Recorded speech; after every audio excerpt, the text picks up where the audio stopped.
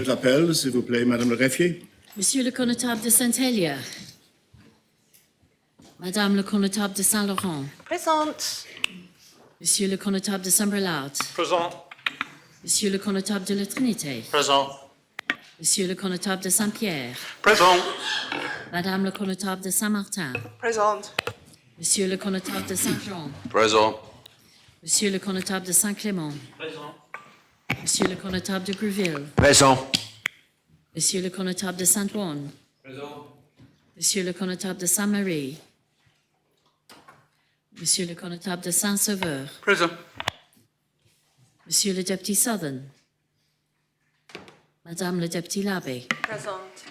Monsieur le député Tadier. Présent. Monsieur le député Luce. Présent. Madame le député Dublé. Présente. Monsieur le député Morel. Présent. Madame le député Lehegara. Présente. Monsieur le député Ayer. Monsieur le député Ward. Présent. Madame le député Alves. Madame le député Gardner. Monsieur le député Ghost. Monsieur le député Farnham. Présent. Madame le député Moore. Présente. Monsieur le député Mezek. Présent. Monsieur le député Ozef. Monsieur le député Balash. Monsieur le député Coles. Présent. Madame le député Poré. Monsieur le député Wall. Présent. Madame le député Miles. Madame le député Scott. Présente. Monsieur le député Renouf. Madame le député Curtis. Madame le député Feltham. Présente. Madame le député Binet. Madame le député Jeune. Madame le député Miller. Présente. Madame le député Howell. Présente. Monsieur le député Binet. Monsieur le député Ferry. Présent. Madame le député Kovac. Présente. Monsieur le député Curtis. Madame le député Ward. Présent. Madame le député Wilson. Présente. Madame le député Stevenson. Présente. Monsieur le député Andrews. Monsieur le doyen.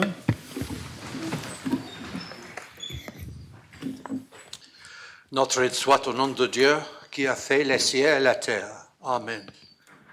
Seigneur Dieu, Père éternel et tout-puissant, qui a établi le gouvernement et la puissance de la terre pour le règlement et pour la conduite du peuple, et qui nous a commandé d'avoir toujours pour but la gloire de ton saint nom.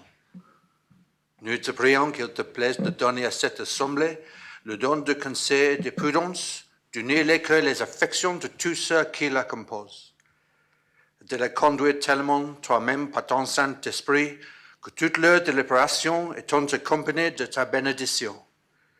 Réussisse au bien et au soulagement du peuple qu'il te plut de commettre à leurs soins. Car nous t'en prions au nom et par les mérites de ton Fils bien-aimé Jésus-Christ, notre Seigneur, qui nous a enseigné de t'invoquer en disant: Notre Père, qui es aux cieux, ton nom soit sanctifié, ton règne vienne, ta volonté soit faite sur la terre comme au ciel. Donne-nous aujourd'hui notre pain quotidien, et nous pardonne nos offenses, comme nous pardonnons à ceux qui nous ont offensés. Et ne nous envoie pas en tentation, mais délivre-nous du mal. Car à toi le règne, la puissance et la gloire, au siècle des siècles. Amen.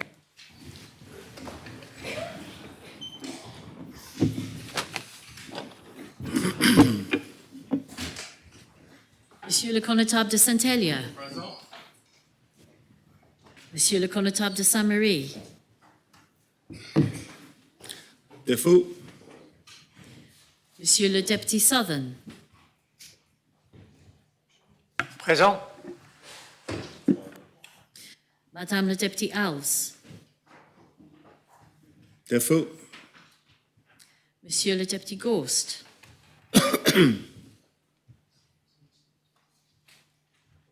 Défaut. Monsieur le député Joseph. Vous jurez que Monsieur le député Joseph est tellement indisposé qu'il ne peut pas assister aux États sans exposer sa santé. Monsieur le député Balash. Défaut. Monsieur le député Curtis. Les États sont constitués. Members may have seen in last week's news that former Deputy Robin Rumbold has passed away.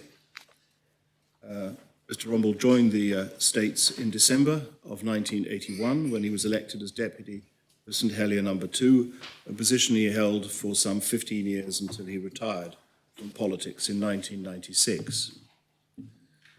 During his political career, he served on a large variety of bodies, most notably as President of the Education, Telecoms and Legislation Committees. He brought a number of significant propositions to this Assembly, including the recording of States meetings for posterity, which was adopted in 1983. In 1994, he was a member of the Special Committee on Freedom of Information to examine the issues involved in establishing by law a general right of access to official information by members of the public. Following his retirement from politics, he remained very active in serving the island as chair of the Shadow Jersey Police Authority, the chairman of Help a Jersey Child, and chairman of a Great Ormond Street Hospital Jersey Appeal, and chairman of the Channel Islands Horse Racing Authority. He was a chairman, then an honorary fellow of the Durrell Trust, having established in 2001 the Rumbold Travel Award, an annual financial award granted to deserving junior members of Durrell's conservation staff. Our thoughts are with his widow, Cynthia, his 4 children, and his grandchildren. And I would ask members to stand and join me in a minute's silence in his honour.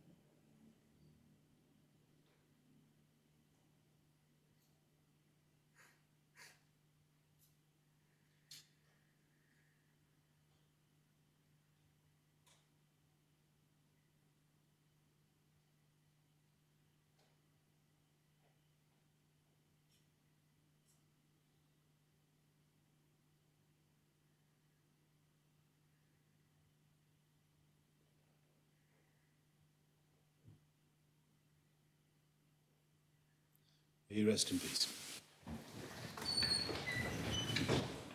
Sir, if I may, could I raise the defo on Deputy Owls? Yes, the defo is raised on Deputy Owls. Sir, may I raise a defo on Deputy Balash? Yes, defo is raised on Deputy Balash.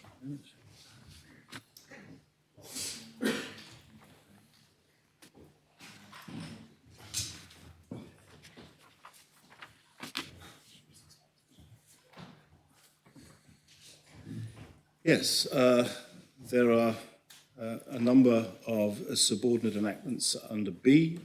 A number of matters have been presented or laid as described in the consolidated order paper under section C, and the following are lodged propositions. A reporting of headcount and vacancies, P69 amendment, lodged by Deputy Andrews. Reporting of headcount vacancies, second amendment, lodged by the Chief Minister. Increase in revenue expenditure for agriculture and fisheries, P74 amendment, lodged by Deputy Luce. Draft financial services, disclosure and provision of information amendment, Jersey regulations, P79, lodged by the Chief Minister. Draft limited partnerships, annual addition charge amendment, Jersey regulations, P80, lodged by the Chief Minister. And draft children convention rights amendments, Jersey Act, P81, lodged by the Minister for Children and Education. A number of answers have been tabled to written questions, and I have been notified there are a number of issues potentially arising. Yes, Deputy Mezek. Thank you, sir. And you're correct that it's a number of them. So I'd like to ask to invoke Standing Order 12.4 to ask that written question 378 be considered by yourself for failing to directly address the question. In this question, I ask in part A of it whether a register of all units of dwelling accommodation is provided for in accordance with Article 16.1 of the Controlling of Housing and Work Law. The answer to part A of that question does not appear to address that and merely refers to systems are maintained which register the categories of properties. And it strikes me that the law refers to a register as a tangible thing and the answer refers to something significantly less tangible than that when a simple yes or no would have done to that question, and it's unclear. So if you wouldn't mind, I'd be grateful if you could consider that, sir. Very much. Yes. Any others? Deputy Felton? Thank you, sir. Yes, I would also like to invoke Standing Order 12.4 in relation to written question 392. I emailed you yesterday evening with the reasoning for that, but I do not believe that the Minister has answered the question or made any attempt to do so. Very well. Any Deputy Tadier? Thank you, sir. Yes, I did circulate the notice that it's for written question 390. It's the same standing order. The answer was tabled by the Chief Minister, and I don't think it's addressed in any meaningful way the fundamentals of my question, two of which were there, sir, to do with the two inquiries into the recent tragedies which are being reviewed at the moment. Any others? Although the three members who have just raised these points were kind enough to give me written notice of them yesterday, I'm afraid I haven't had the opportunity to consider them. The usual process will be that I will consider them over the lunch and adjournment, and if I'm in a position to give a ruling after lunch, I'll do that, failing which standing orders provide that a ruling can be given the following day. So one of the two, and I will make a ruling in that respect. Did you wish to say something, Chief Minister? Sir, yes, with regard 390, I do think that, and I'm sure you will consider this, whether it would be appropriate for any political member to be directing an investigation that is being conducted by the police. I think the answer has been given in the best and most appropriate way possible for an elected person, but that, of course, will be a matter for you to consider, sir. Yes, the way that I will consider these, Chief Minister, is not in a sense, the effect of the answer. It is whether an answer meets standing orders. And the answer meets standing orders if it is directly relevant to the question raised. So I will consider it against that. It's perfectly legitimate if a course of action isn't going to be taken or done for the answer to say, no, it's not. That is directly relevant to the question raised. But I have to consider it against that particular test, which is what I will do over the luncheon or whenever I'm able to do so. Yes, very well. We now come on to oral questions. And the first oral question, Deputy Tadier, will ask the Minister for Treasury and Resources.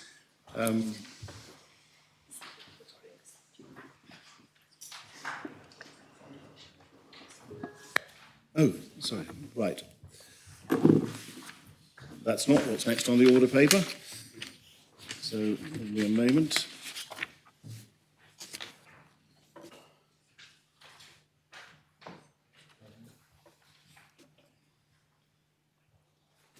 Yes, I'm sorry. I jumped the gun by talking about written questions straight away. It was my fault entirely.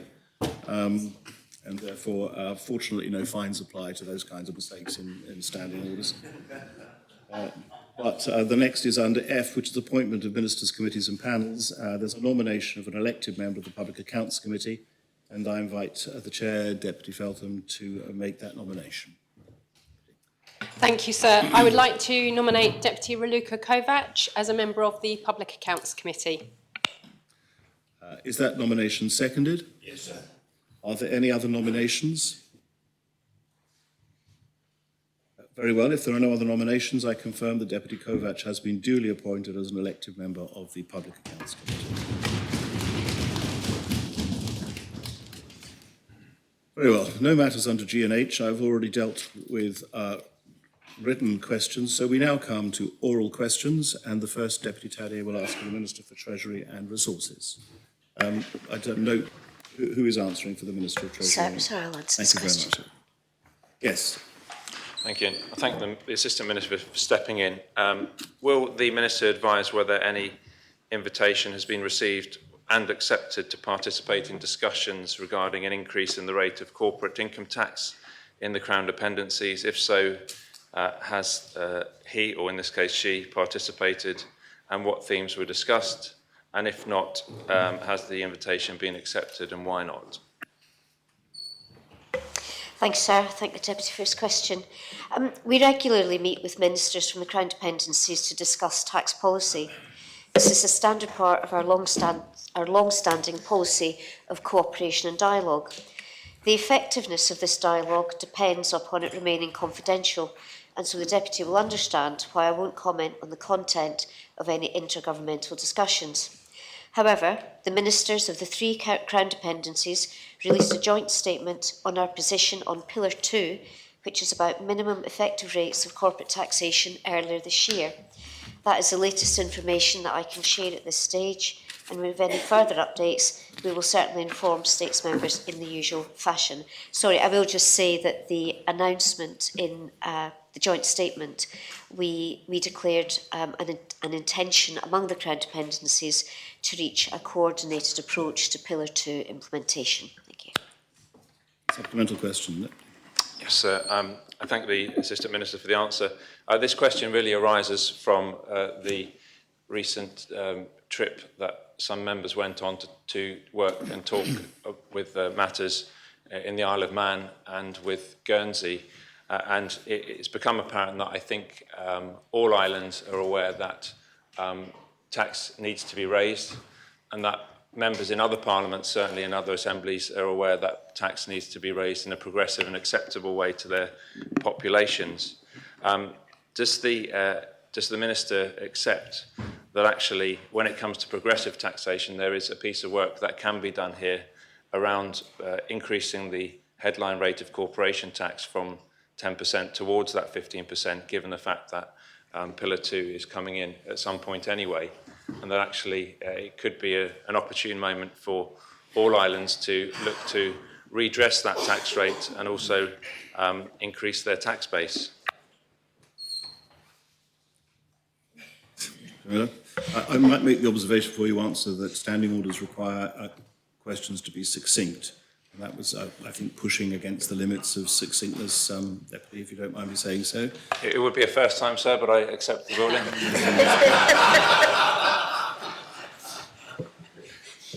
If you'd like to address the question.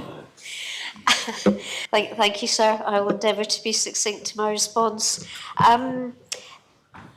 The Pillar 2 rules will affect businesses who have annual revenues.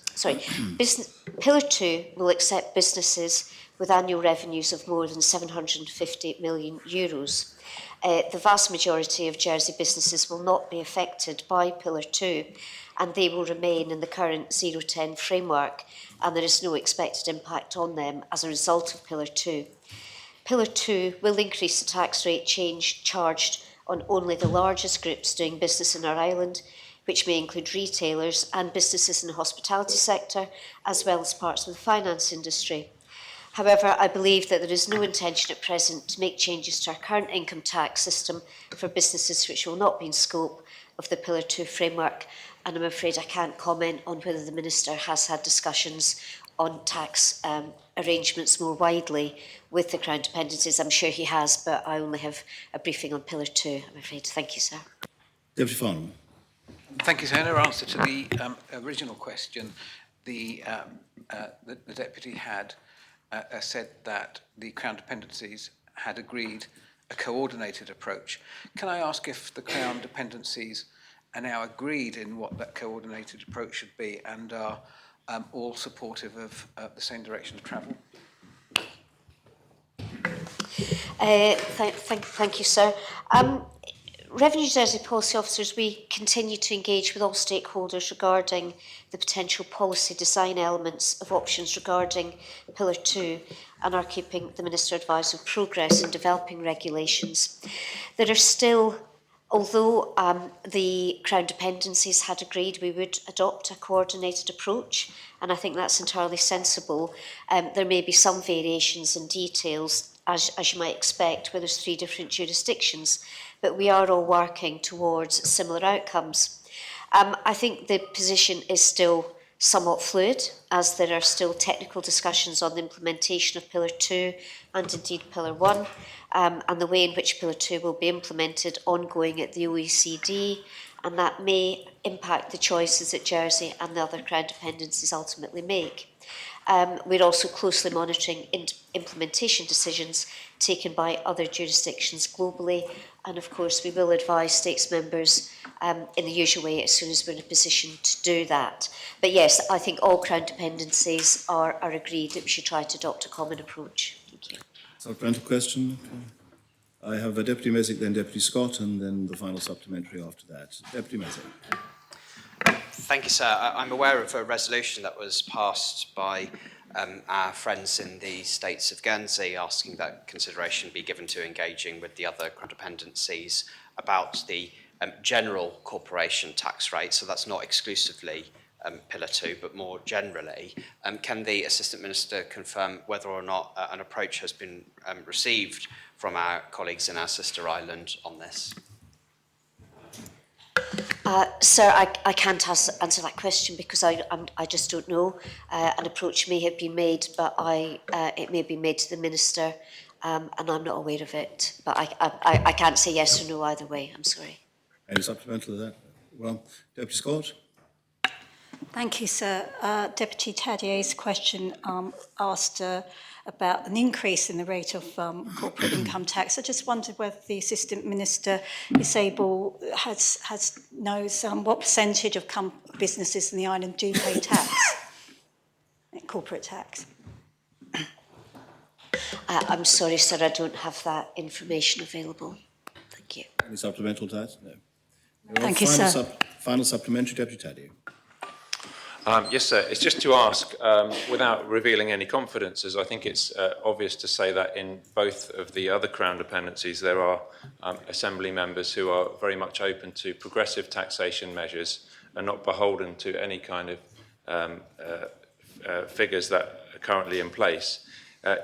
Can I ask whether the Treasury Department is also open-minded when it comes to increasing, if necessary, the 10% rate of 0-10, but also the headline of 20% tax for income, which we know, of course, isn't 20% anymore. But in principle, is the department open to that? Thank you, sir.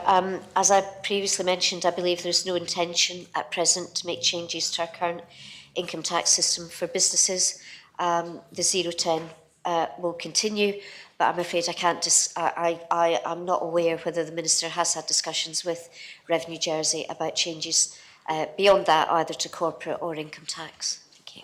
Very well. We come to question 2. The Deputy Howell will ask of the Minister for Health and Social Services. Deputy. Thank you, sir.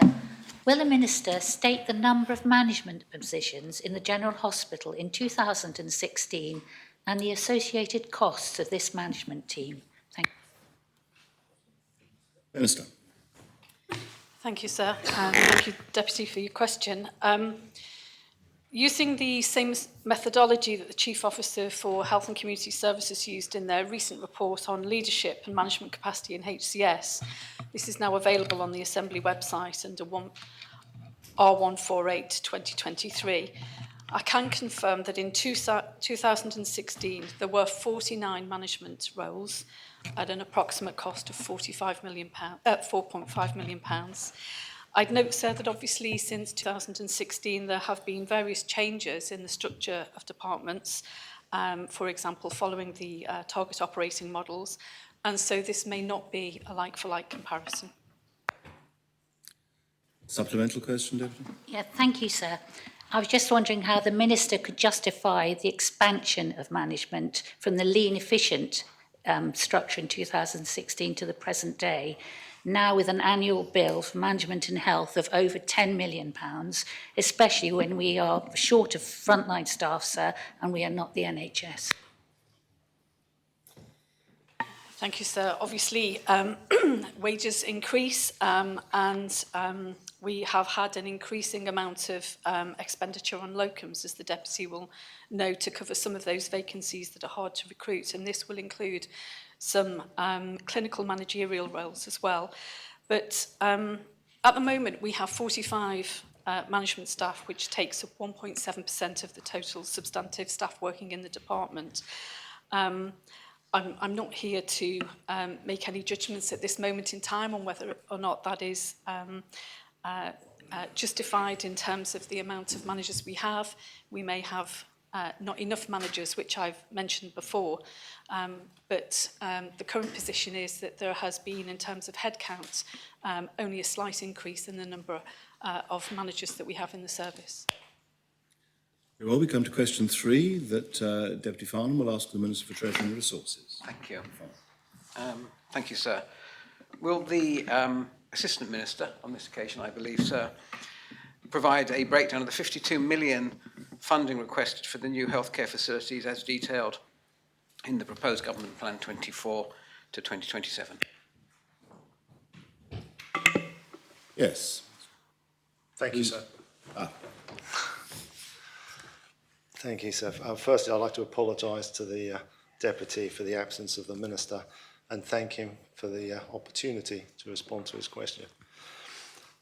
Sir, the 52 million set out in the proposed Government Plan 2024 is to carry out further work ahead of a separate report and proposition which is to be brought to the Assembly in the summer of 2024. It will enable the programme team to carry out further work, including the design and plans of the acute hospital at Overdale to get to REBA Stage 4, including a planning application, work at Kensington Place, which will include some temporary use ahead of a permanent facility on the site, demolition and works to prepare for development at Overdale, costs of the central government project team, and a contingency to risk-proof the programme. The new healthcare facility programme team continues to follow strict governances, processes and monitor expenditure very carefully to minimise costs, while delivering the necessary work to provide a robust proposition for debate by the States Assembly. The work carried out as part of the 52 million will follow Government of Jersey procurement processes. At this stage, it is important that the breakdown of the 52 million remains confidential to ensure commercial sensitivity, value for money and quality outcomes. Thank you, sir. Supplemental question, then. Thank you, sir. I'm not sure I accept the argument on confidentiality and a project that expends this amount of public money at such a high level. But I wanted to ask the Assistant Minister if he thought it was appropriate for the Treasury to be supporting an additional £52 million without actually knowing the total cost or the final cost of the whole project.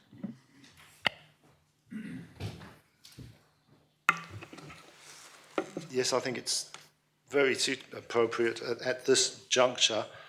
This is money that has obviously been incorporated within the government plan for the period of the first 6 months of next year, and when the project is finally developed and brought to the estate in a proposition, the full amount for the project should be determined, and the Deputy will be able to review it at his leisure at that time. Deputy Felton.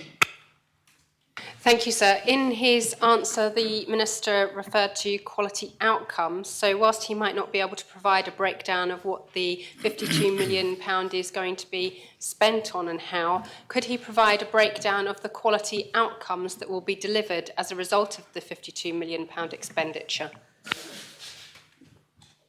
Unfortunately, sir, as the Deputy presumes, I do not have that information on hand at present, but I will certainly try to find it out and forward it to her. Thank you. Any supplemental to that? Thank you, sir. As the Assistant Minister does not have the information to hand and does not appear to be aware of that particular information, how can he assure the Assembly that what is going to be delivered under the £52 million expenditure will indeed be value for money? Thank you, sir. Thank you for the question. That is because I have total confidence in the team. We've all been working very closely, and I believe that they are progressing the plan very diligently, and I have great confidence in what they're doing. Thank you, sir. Deputy Rob Ward. Thank you, sir. The Assistant Minister mentioned a production of a robust proposition. Can I ask the Assistant Minister to confirm whether that will produce a proposition that gives a clear picture of the complete project of all parts of the future hospital, or will that just be sections of the project with some parts of it still in development?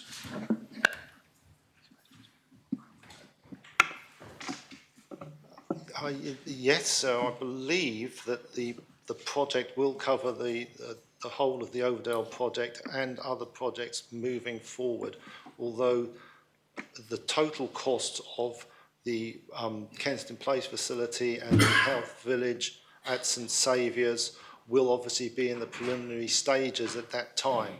So the full funding aspect for those projects may not be available in that proposition. Thank you. Supplemental question, Thank you, sir. Can I just confirm then that the robust proposition that will be brought will not include full funding for all of the hospital project?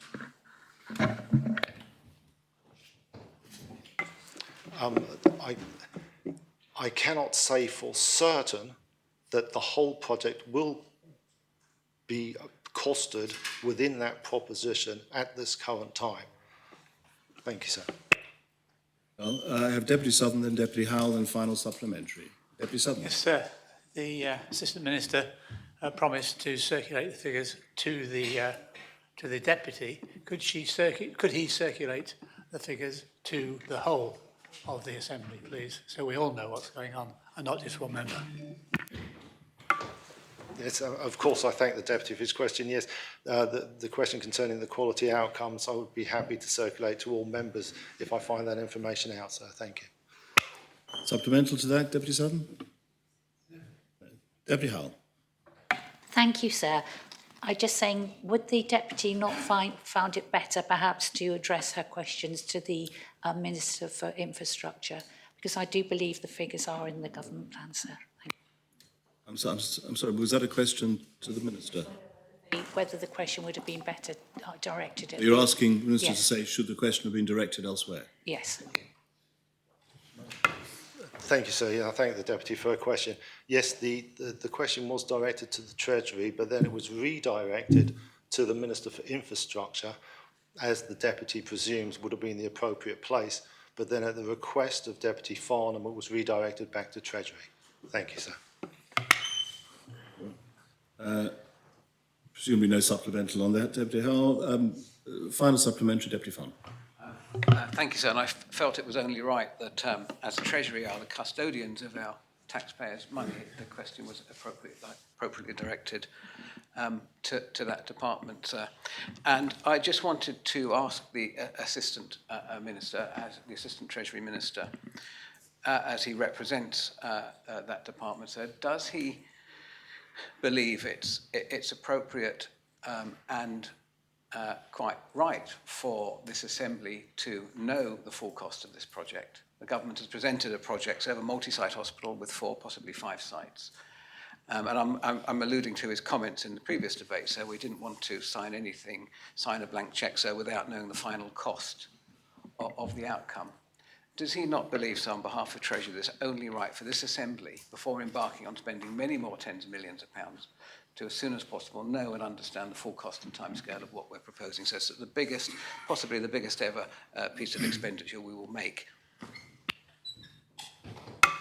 Thank you, sir. Yes, I understand the concerns of the Deputy concerning the full cost of the project, but of course the full cost of the Overdale project has been incorporated within the government plan, and I understand that the Deputy has obviously been very keen over the years to ensure that the hospital project goes ahead at Overdale, and I have as well, of course, and I think we're singing from the same song sheet. And I think we both have to accept that this is the project that the Council of Ministers determined. And I am sure that we will get the hospital that we hoped that we would do at Overdale. Thank you, sir. Thank you, sir. Just to clarify, sir, I did ask the Deputy if he agreed with the principle that this Assembly should know the full cost of the project before proceeding any further. That was the thrust of the question, David. Indeed, sir. I apologise for messing that up for the full cost. Yeah, but well, I am sure that the full cost of the Overdale project will be incorporated, as it has been incorporated within the government plan, and I believe that the full costing for the additional sites, obviously the healthcare, the village, the health village at St Saviour's, and the Kensington Place site, should be incorporated within the proposition which is brought in the summer of next year.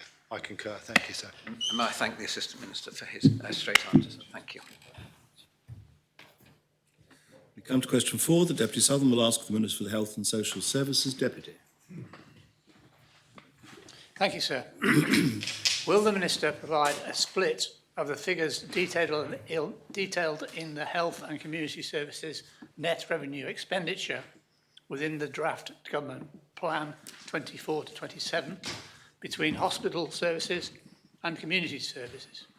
And will she commit to providing a further breakdown of the information to members before the 31st of October, detailing all major medical specialisms?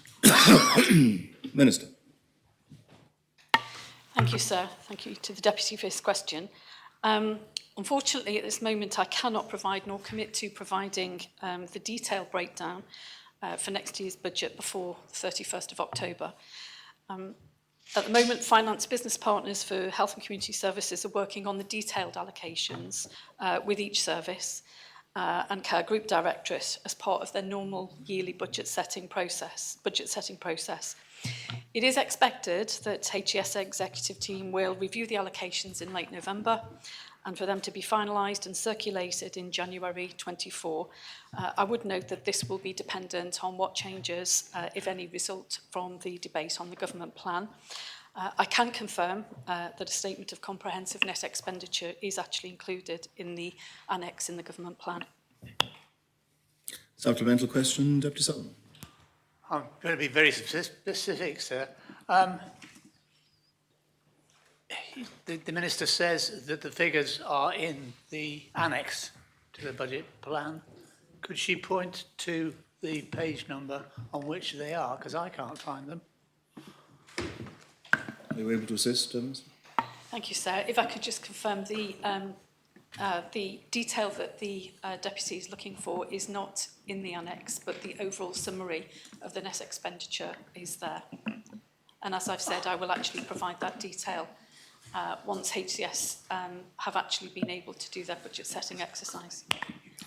Deputy Rob Ward. Thank you, sir. Can I confirm with the Minister that that split in terms of the amount spent on community services and the detail of what those community services are exists and is there to begin with? That's the first part of the question, sir. Thank you, sir. In terms of resetting the whole budget exercise, we're going through each service line by line to understand what the expenditure requirement is for each of those service lines, and what you will see going forward is greater transparency around where those expenditure lines are targeted, whether they be in primary, secondary or acute care services. Supplementary, sir? Supplementary, yes. Thank you, sir. Given that that's in development, at what stage has that been fed into the development of the new hospital, or will it be fed into the development of the new hospital? Because if we don't know what's going to be in our community, how on earth are we building a hospital that's going to deliver the services that we need? Thank you, sir.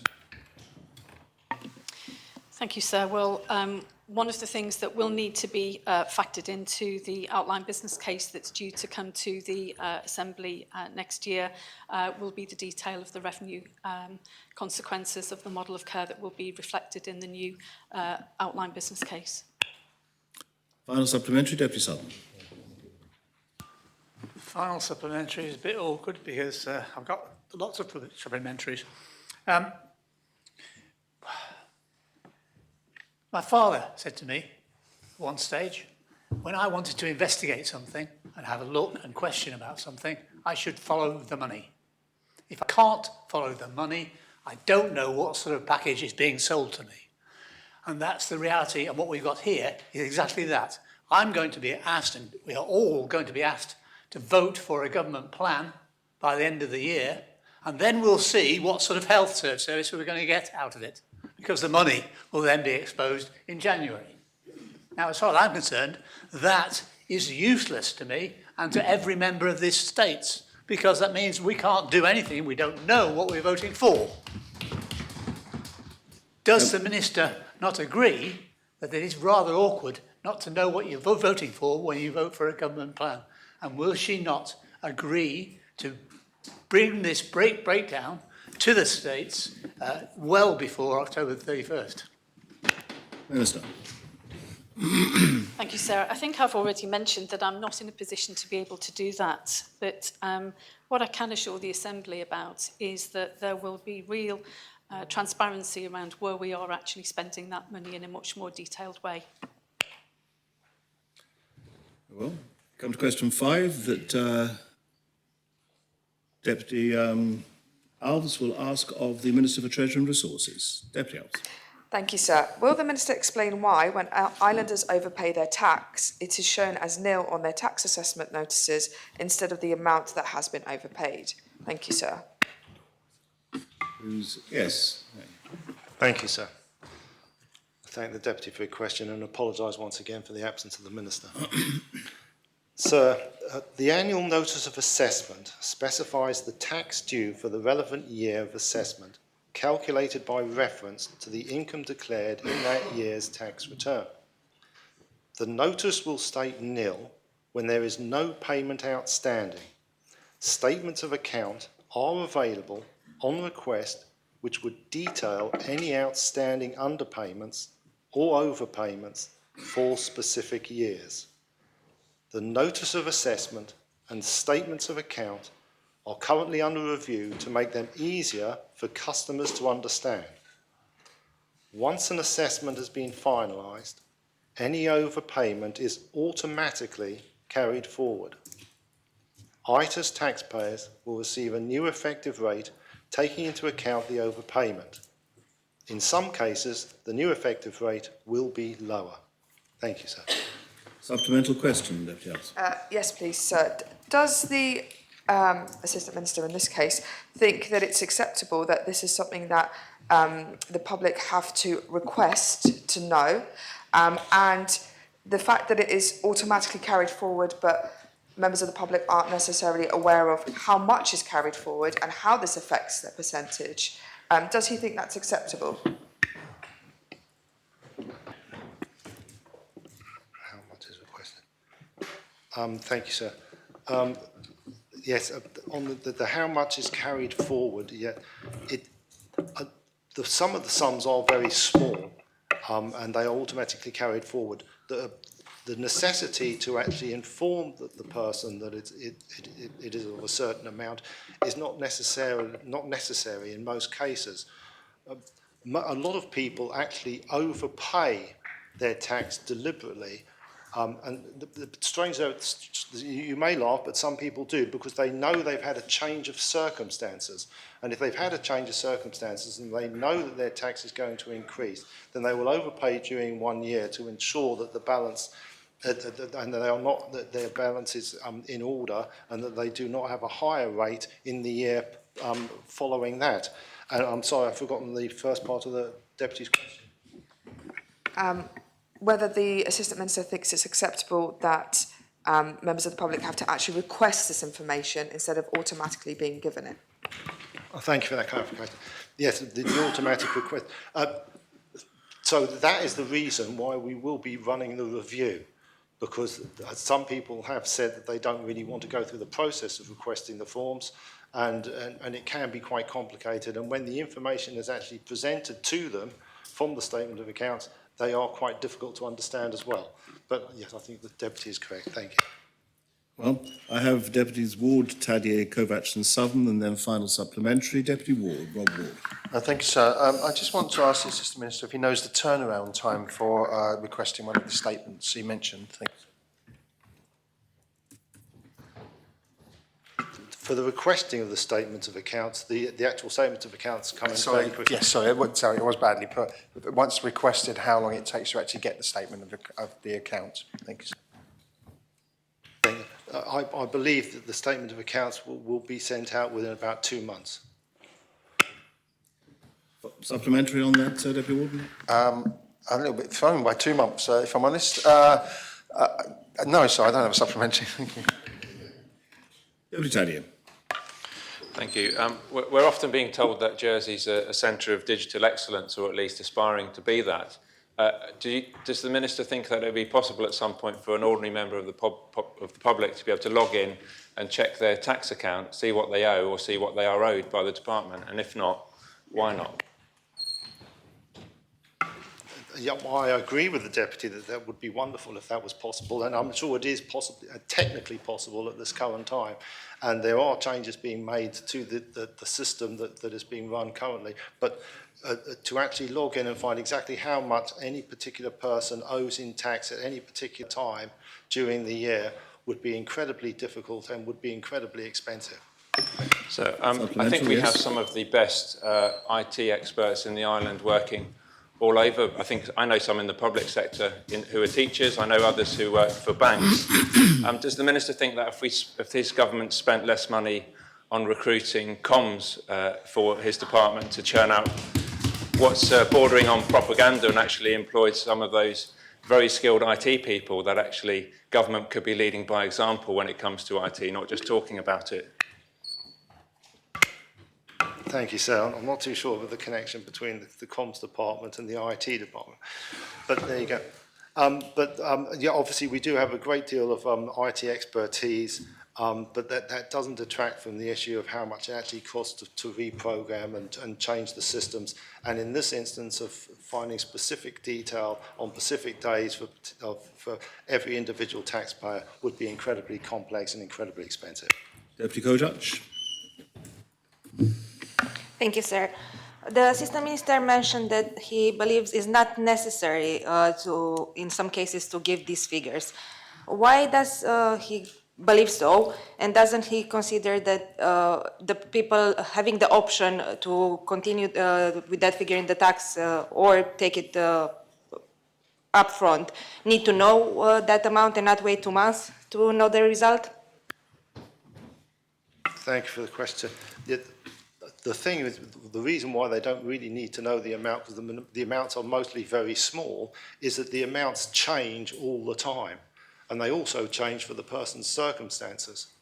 So if they're continually in a flow of changing throughout the year, then it seems pointless that if somebody had the information in January, by March, that figure may be completely different. Thank you, sir. Supplemental, Deputy Commissioner? Yes. I am aware that even when the figure is higher, that is still not included, and I do believe it's necessary. Does the Assistant Minister commit to take consideration to speak with the Minister and his department to have that line included on the figure? When you say the line included, that presumably is the removing the nil amount and incorporating the actual figure. Is that what yes. Deputy is saying? Thank you, Deputy, for clarification. I personally do not think that it's necessary, but I am perfectly willing to ask the Minister and ask the Comptroller if they will reconsider in the review that is coming up to see if it could be included. Yes, thank you, sir. Well, Deputy Southern. Thank you, sir. And just out of interest, could the Assistant Minister tell us what the source, who the source was for his statement that lots of people overpay their tax? That was my statement, Deputy. That there are a number of people who do pay, I say a number, some, who overpay their tax because they know their circumstances are changing and they don't want to be burdened with a large bill for the year after. Thank you, sir. Do you have a supplemental question to that? I believe we mix in different circles then. I'm sure we do, sir.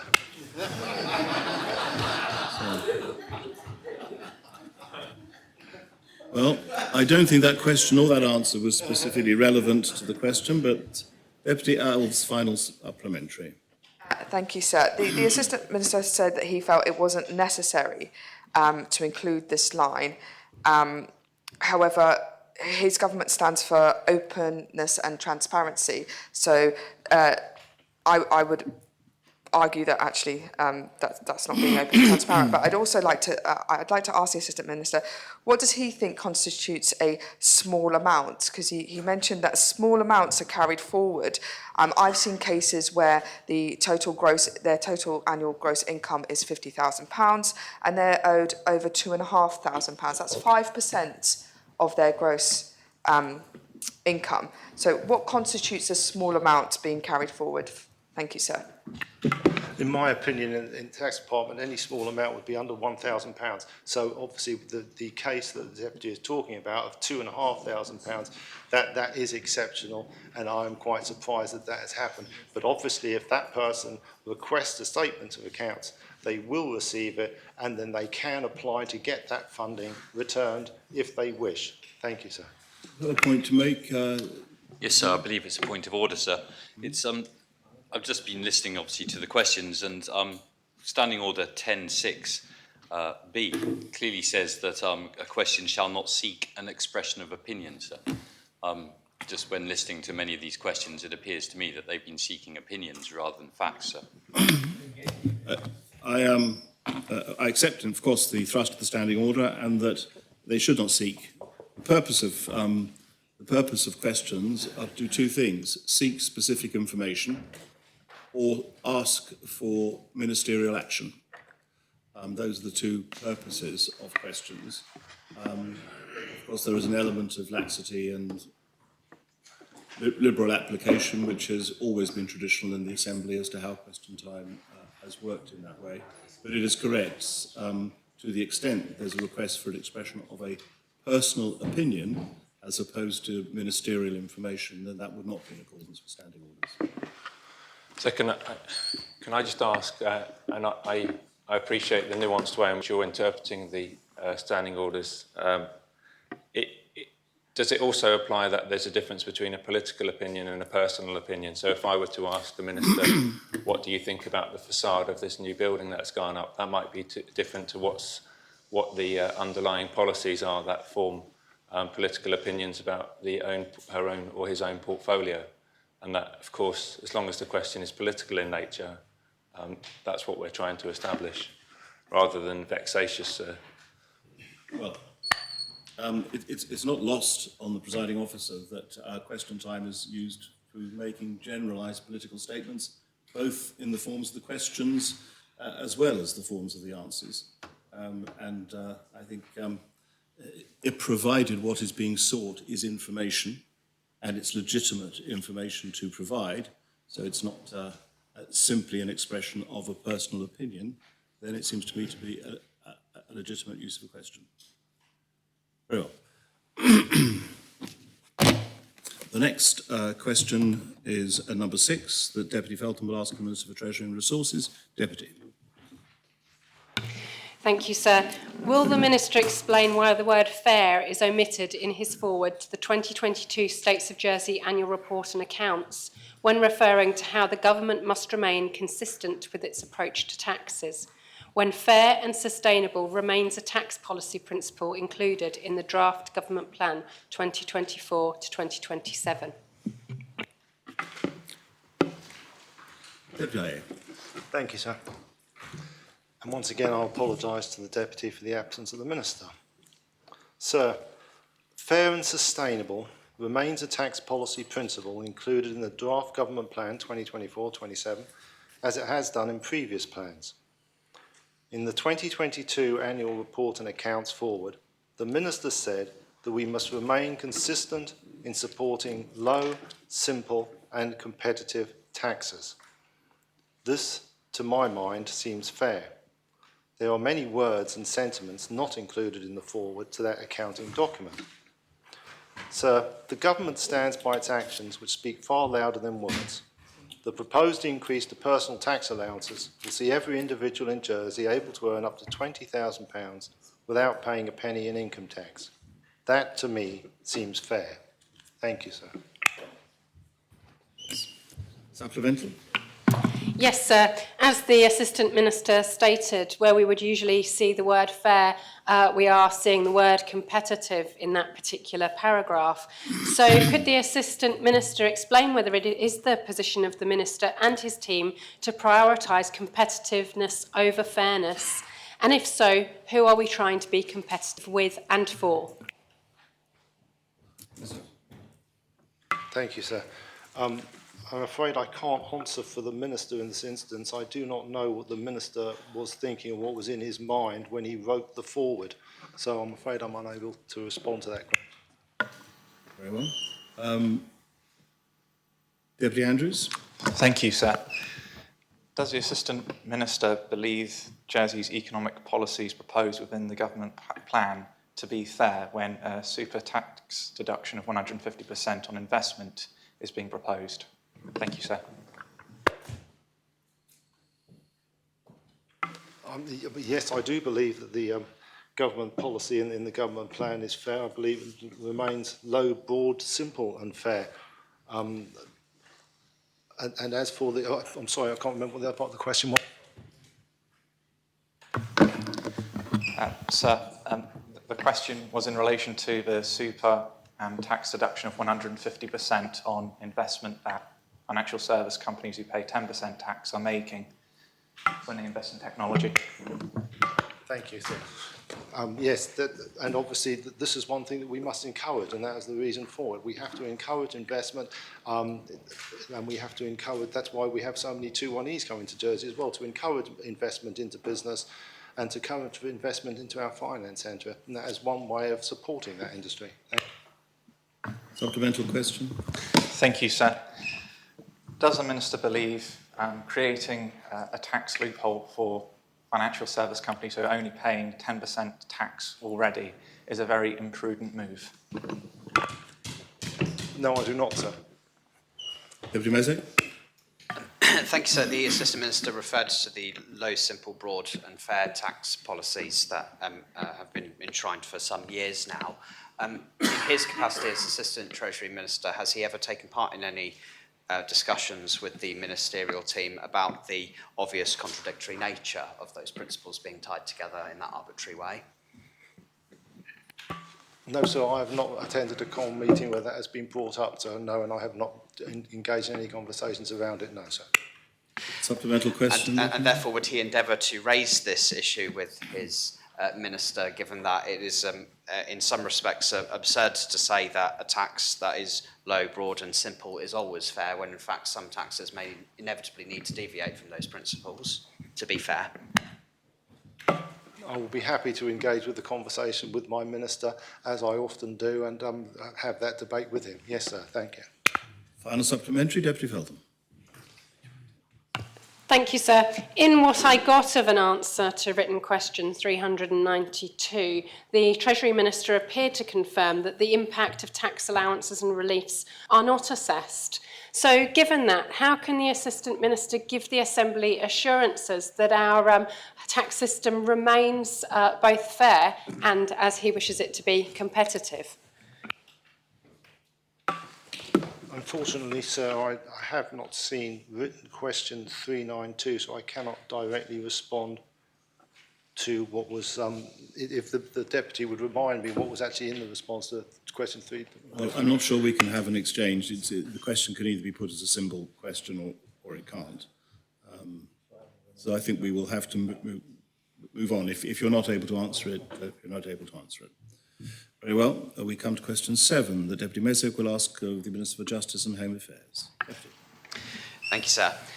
Given the carbon neutral roadmap aimed to transition customers away from gas, will the Minister state what consideration, if any, the government is giving to the future provision of gas for homes and businesses by a private company? Thank you, sir. In developing and consulting upon the carbon neutral roadmap, suppliers and distributors were invited to outline their plans for net zero, recognising that the energy market will need to move away from the provision of fossil fuels. An example is the current provision by some distributors of second-generation renewable diesel as an alternative low-carbon product that replaces fossil fuel diesel. Since the publication of the Carbon Neutral Roadmap, the Assistant Minister for the Environment has established an energy suppliers group. The group has a particular focus on policies related to Jersey's current and future energy supply and includes many private companies that form part of the island's energy market. I'm informed by the Assistant Minister for the Environment that Island Energy are an active group member. Island Energy have recently published their sustainability strategy, which outlines the potential for adding a proportion of renewable gas to their existing LPG mix, and that can be carried by and that which can be carried by the existing gas network. Whilst this product is not yet available at the same price point as the current fossil fuel product, I understand that Island Energy have been invited to submit more details, including the challenges and opportunities for the adoption of this product locally. Supplemental, Deputy Meze? Thank you, sir. Given that the government is providing financial support for households to move away from gas heating altogether and move to electric heating, and therefore Island Energy is facing a government policy which seems to want it to lose more and more customers as time goes by, does the Minister have any consideration on the long-term viability of that particular company? And I ask that question, of course, in the context of having seen the great difficulties that it can cause for many people in the island when things go wrong. Minister. Thank you. As I said in my previous answer, Island Energy are part of the active group that are looking at the sustainability of the energy supply. Island Energy have not yet submitted further details on their green gas product, but the government remains open-minded, recognising that the carbon neutral transition ideally will see diversity in the market and the best use of existing infrastructure. Colin Tarbison-Saviour. Thank you, sir. Being as we are now 10 days into this gas outage, and apparently it's been reported there's still 800 people waiting to be reconnected, does the Minister think this is a satisfactory state of affairs?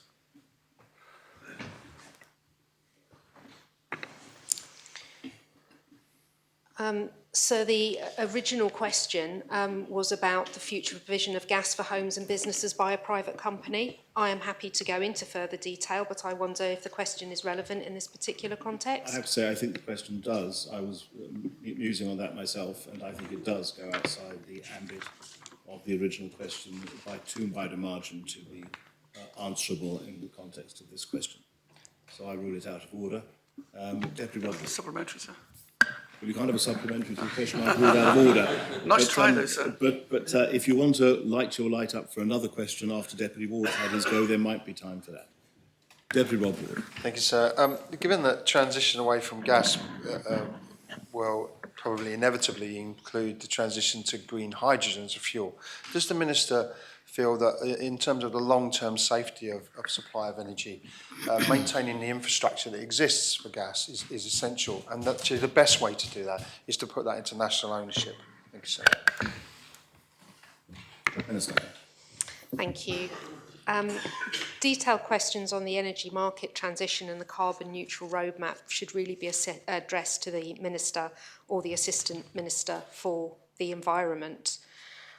So I'm not going to comment on the question of hydrogen. However, the issue of privatisation, nationalisation has been raised. Our local energy market is dominated by private companies, most of whom do a very good job at providing energy security and diversity in what is actually a small marketplace with logistical challenges. Nationalising the gas company is a considerable step that would need careful thought and a full understanding of the objectives of doing so. I do not believe we're in a position currently to form an evidence position on nationalising the gas company. The nationalisation of any company requires the full understanding of the pros and cons in the context and the costs of doing so. The Council of Ministers would need detailed evidence that addresses whether such action is in the overall best interest and value for the people of the island, and we do not have that yet. We're currently still dealing with the outcomes of the gas outage. The CEO is providing me with a full root cause analysis, and we will be seeking to review the lessons learned during this incident.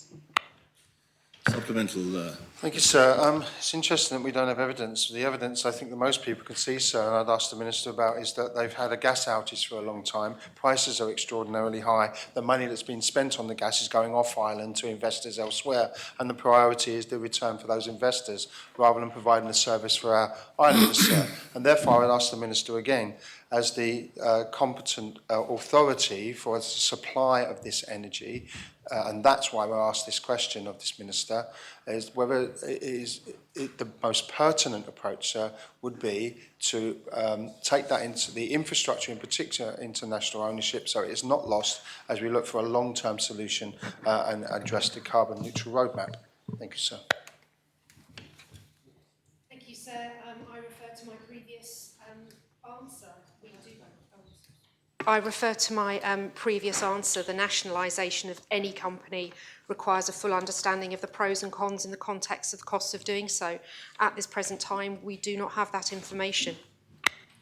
I have Deputy Farnham, then final supplementary. Thank you, sir. The gas outage, I think, demonstrated an extreme vulnerability of part of our community and part of our economy. And my question is, sir, in relation to the provision, future provision of gas supply to homes and businesses, is the Minister or the Government going to give serious and urgent consideration to the gas infrastructure insofar as if the gas companies, sir, hadn't been able to fix the fault?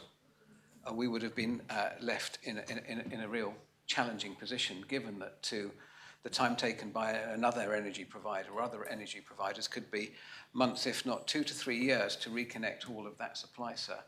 And so will the Minister state whether they have given that consideration or undertake to put some urgent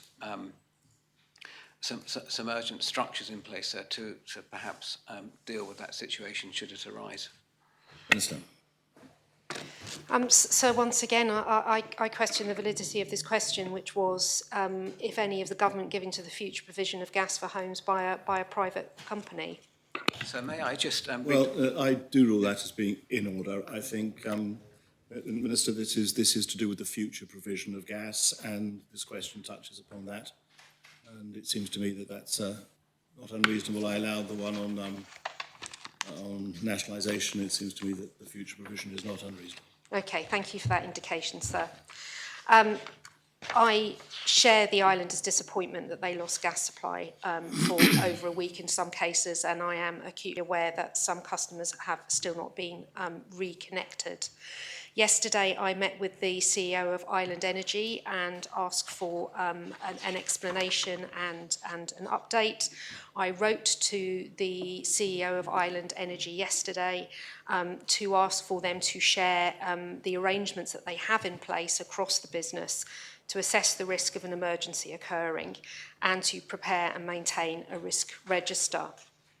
I am hopeful that that information will be forthcoming, which will allow the government to plan for any future outage. Both the Council of Ministers and the Emergencies Council have met to consider this issue, and we are taking the issue extremely seriously and waiting for further evidence to establish what we may or may not do in the future. Supplemental question? Thank you very much. Final supplementary, Deputy Mezek. Thank you, sir. The Minister referred to the pros and cons on the question of nationalisation and also spoke of the of not having the evidence on that at this point, and I completely agreed with her on that. Could I therefore ask the Minister then whether or not the government will be seeking to gather that evidence and examine it to work out what the appropriate answer to this is, given that it is the government's position to provide financial incentives for customers of Island Energy to abandon the company, which may raise serious questions in the near future about their financial viability and their ability, therefore, to provide gas to homes and businesses in the island, having seen how difficult that can be when it's shut off at short notice. Thank Thank you. I think that the question is, what are government doing to gather the information? As I said, I met with CEO of Island Energy yesterday. I wrote to Island Energy to ask for some very specific information. If that information is not forthcoming, as competent authority, I have the ability to apply an Article 7 order, which can compel Island Energy to provide the necessary information to the Government of Jersey. And we have also sought some legal advice in what we may do to change the gas law, which is within the remit of the Minister for Infrastructure, but to make an amendment to the gas law in order to compel Island Energy to provide the information that the government require to provide contingency planning to ensure the safety of gas, the supply of gas in future. And so does that include information on the ownership model? Because that was where the original question was coming from. Yes. I think the ownership model of the gas company is in the public domain. They are a private company, and my focus as competent authority is focusing on the continuation of supply. I think, Minister, the question was directed to whether information enabling the government to consider the future ownership model was being gathered in the exercise that you're talking about. I think that's correct, Deputy, was what you were asking. I'm so sorry, I misunderstood the question. Yes, of course. Well, we come to question 8 that Deputy Andrews will ask of the Minister for Infrastructure. Deputy. Thank you, sir. Will the Minister advise what consideration, if any, has recently been given to selling properties or land owned by the State of Jersey? Minister. Sir, quite recently I had an email inquiry from Deputy Andrews about property, so I arranged to meet him and discuss the current situation in some detail. That was about a week and a half ago, sir. I explained that in reality, selling public property is relatively rare, because the vast majority of it is used to provide public services, and this includes schools and offices and such like. However, we are starting a process at Property Holdings to assess whether certain properties are surplus to requirements, and if they are or can be made surplus by way of consolidating services elsewhere within the estate, they can then be sold off, sir. For example, the property Aviemore at St Martin is due to go on the market very shortly. If the Deputy has any specific properties in mind that are troubling him, I'd be more than happy to answer any questions he may have, sir. Thank you very much. A supplemental question, Deputy. Very well, we come to question 9. The Deputy Coles will ask of the Minister for Justice and Home Affairs. Deputy. Thank you, sir. Will the Minister advise what assurances, if any, she has received from Island Energy that the recent disruption to the gas supply will not happen again during the winter months? Thank you, sir. As I've said in previous answers, I met the Chief Executive Officer of Island Energy Group yesterday in person to seek assurances from the company. I was assured by her that the company have identified the issue which caused the recent outage, and the company have identified specific steps they can take to prevent this incident recurring. They are undertaking a full root cause analysis and will be seeking to review the lessons learned during this incident. The company have committed to providing government with a formal report further to this being completed. Supplemental question, Deputy Andrews.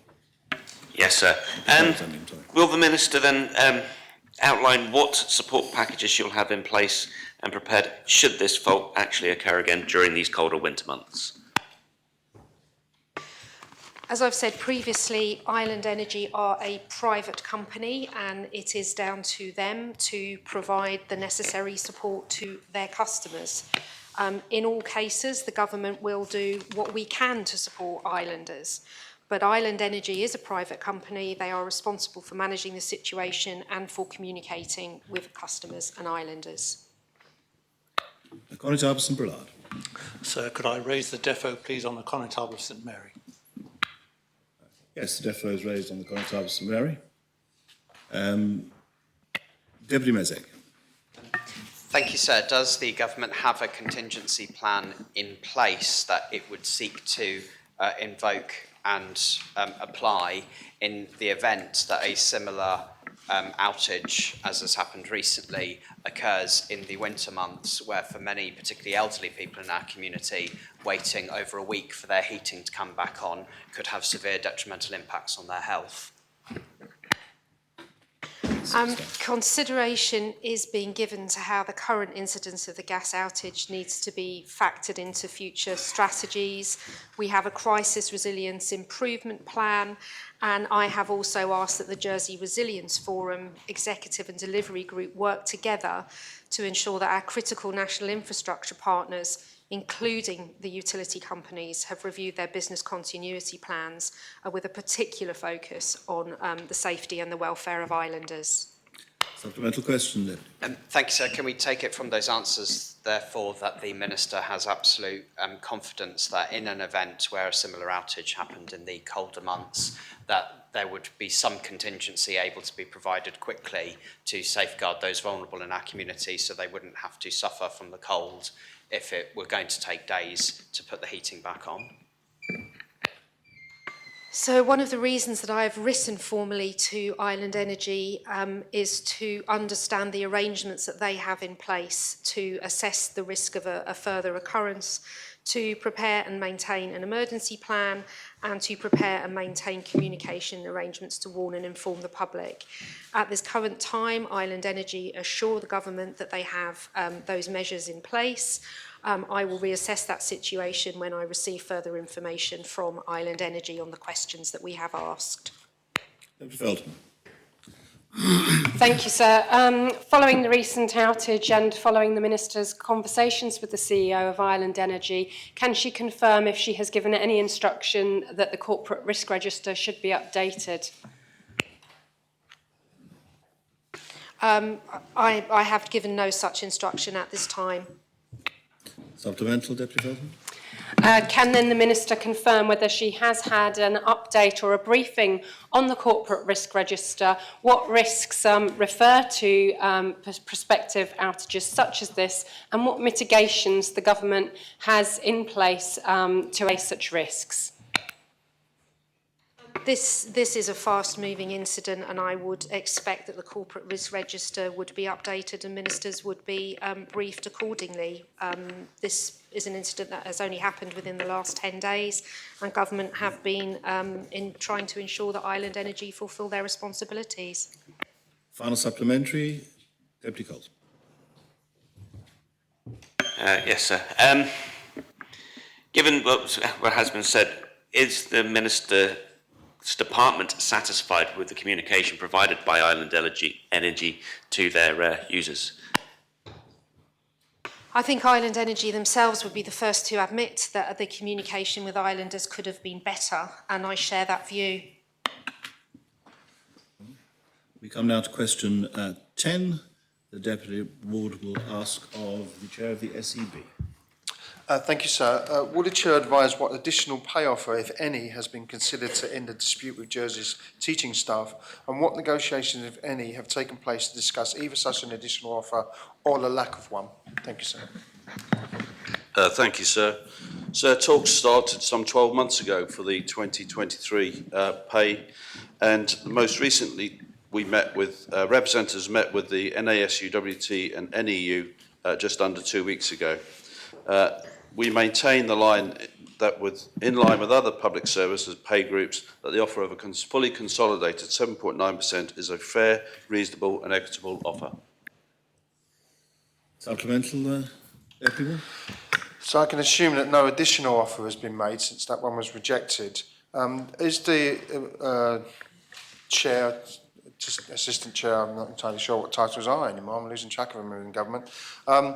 Is the Chair willing to address the issue, which has clearly been rejected by all unions, actually, despite what was published last night by government, in order to actually end this dispute? So since June we have offered binding arbitration. Binding arbitration is where both parties would put their cases forwards. It's an independent body, and we continue to offer that to the unions. We we remain confident that the offer that we have made is a fair and reasonable offer. It has been accepted by all of the other pay groups on the island, including many people who work in the education sector. Thank you, sir. Well, Deputy Mezek. Thank you, sir. The Assistant Chair referred to binding arbitration as part of this. Can he confirm whether or not a process of binding arbitration would have the ability to overrule government's setting of the financial envelope from which pay would be offered from, and would they have the ability to force the government against its wishes to increase that envelope? Sir, my understanding, sir, is that binding arbitration will be binding on both parties, and therefore, if the arbitration identified that the government had to pay more money, then I believe we would be bound to live by that decision. So that didn't refer specifically to the financial envelope, which is something that the government sets. Binding arbitration could say they should have a 2 million % pay increase, but obviously that couldn't happen because there isn't enough money on the planet for that. It would be set within an envelope. Do the arbitrators have the ability to say to the government, the financial envelope which you have set can be overturned by us and a substantially more generous pay offer be provided? Sir, my understanding is that binding arbitration listens to both cases, both the employer and the employee, and would make a decision based on that. One of what is reasonable, what is affordable. So it's unlikely that the deputy's 2 million % increase would take place, but a reasonable increase may be judged by the arbiter to be paid. But the binding arbitration is done by an independent third party, neither connected to the employer or the employee. Thank you. So my question is about the financial envelope, which is a specific thing set by government, and he's avoiding using those words in his answer. It's a yes. I think it could be yes or no answer to the question I've actually asked. So the government would put their case forward as to the affordability of the existing pay officer, be for the arbiter to decide. I think the question is directed in this way. It is that if the award of necessity causes an increase to the envelope, or envelope, depending upon your pronunciation choice, is this something that will simply have to happen by dint of the arbitrator's award? So my understanding is that we would enter into binding arbitration in good faith, and therefore, if the arbiter gave a higher increase, then we would have to acknowledge that and find a way of funding that, sir. I think that must be the answer to the question then. Deputy Sutton. I think the responder has just answered my question. Final supplementary, Deputy Ward. Thank you, sir. Can the Chair confirm that no unconsolidated extra offers were made during negotiation? So we've been in negotiation, as I said, for some 12 months, and we have not been party to those detailed discussions. We've been very clear in the agenda that we have set, and the pay claim has not changed, and the offer has not changed in recent months. Thank you. Sorry, sir. It's really difficult today to get a straight answer. So has no unconsolidated offer been made as in addition to the 7.9%? Was my question. Again, it's a simple yes or no. I'm sorry, Deputy. I thought an answer that said there has been no change must mean no. I can't see that it can mean anything other than that. But we come to question 11, that Deputy Aspikotis would ask of the Minister for Justice and Home Affairs. Deputy. Thank you, sir. Given the public criticism of the government response to the recent gas outage, will the Minister advise what consideration, if any, was given to the government developing a plan to inform and support affected households and businesses? And if this was not considered, why not? Thank you, sir. Government worked alongside Island Energy during the course of the gas outage. There was regular contact between the Strategic Coordination Group in government and the Chief Executive of Island Energy throughout. Government sought to ensure that it was kept informed at all times and that Island Energy was communicating directly with affected households and businesses. Island Energy are the data holders for their customer base and led the reconnection response in accordance with their technical advice and safety procedures. In the circumstances, it would have been inappropriate and unhelpful for government to insert itself over the top of that plan and attempt to contact customers directly, and may have interfered with the response from Island Energy. Supplemental question? Thank you, sir. The Minister stated in the media recently that she was very concerned about vulnerable parishioners without hot water or cooking facilities. So could she detail what she did to ensure the safety and well-being of vulnerable parishioners during day 1 of the gas outage, day 2 and any other day? Thank you. As I said previously, Island Energy is a private company and they are responsible for their customers. We have therefore encouraged them to identify and react very quickly to vulnerable customers. At the same time, in the media, I asked neighbours and friends to look out for each other in the way that Jersey does best. But we focused our support in 2 ways. We cascaded the information we received from Island Energy via social media, liaising with other services, including Jersey Electricity, who offered assistance to Island Energy and its vulnerable customers. Secondly, in ensuring the welfare provision that the government itself put in place, as well as all the others of the parishes, was made widely known. And this included the States of Jersey Police offering to support engineers in their house-to-house visits. The States of Jersey Fire and Rescue Service provided safety messages for the public and accompanied Island Energy on visits to key gas supply points around the island. And we were ready to stand up a government helpline to offer further support for islanders. We didn't do that because it was reported that there was a very low level of calls going into Island Energy, and we also phoned round a number of charities to see whether they needed any support, and they said that they did not. We put contingency plans in place to provide additional support for heating and hot water should it have been required. And we also opened up the Kennervay Sports Centre to the public and non-members who needed access to hot water and showers. Well, I've gone to Harbison Saviour. Thank you, sir. I don't necessarily go along with the premise it's a private company, so it's part of our essential infrastructure. So the Island Energy, when the first outage happened, sir, there was a lot of confusion. Does the Minister not believe that we should have an emergency number run by the states for any kind of emergency, including gas, so that the public can ring and get assurance from a bank of people who will answer the phone, sir? So in times of major incident, we step up a helpline. We've done the same for COVID, and we have done other things for other major incidents. Again, I have some sympathy with the view that although Island Energy is a private company, the states are required to step in and do more. But as I've articulated in the previous answers to previous questions this morning, it is extremely difficult to do so given the legal framework that currently exists. Ministers are giving consideration to how utility companies and other critical national infrastructure partners can assure us that they have appropriate communications in place.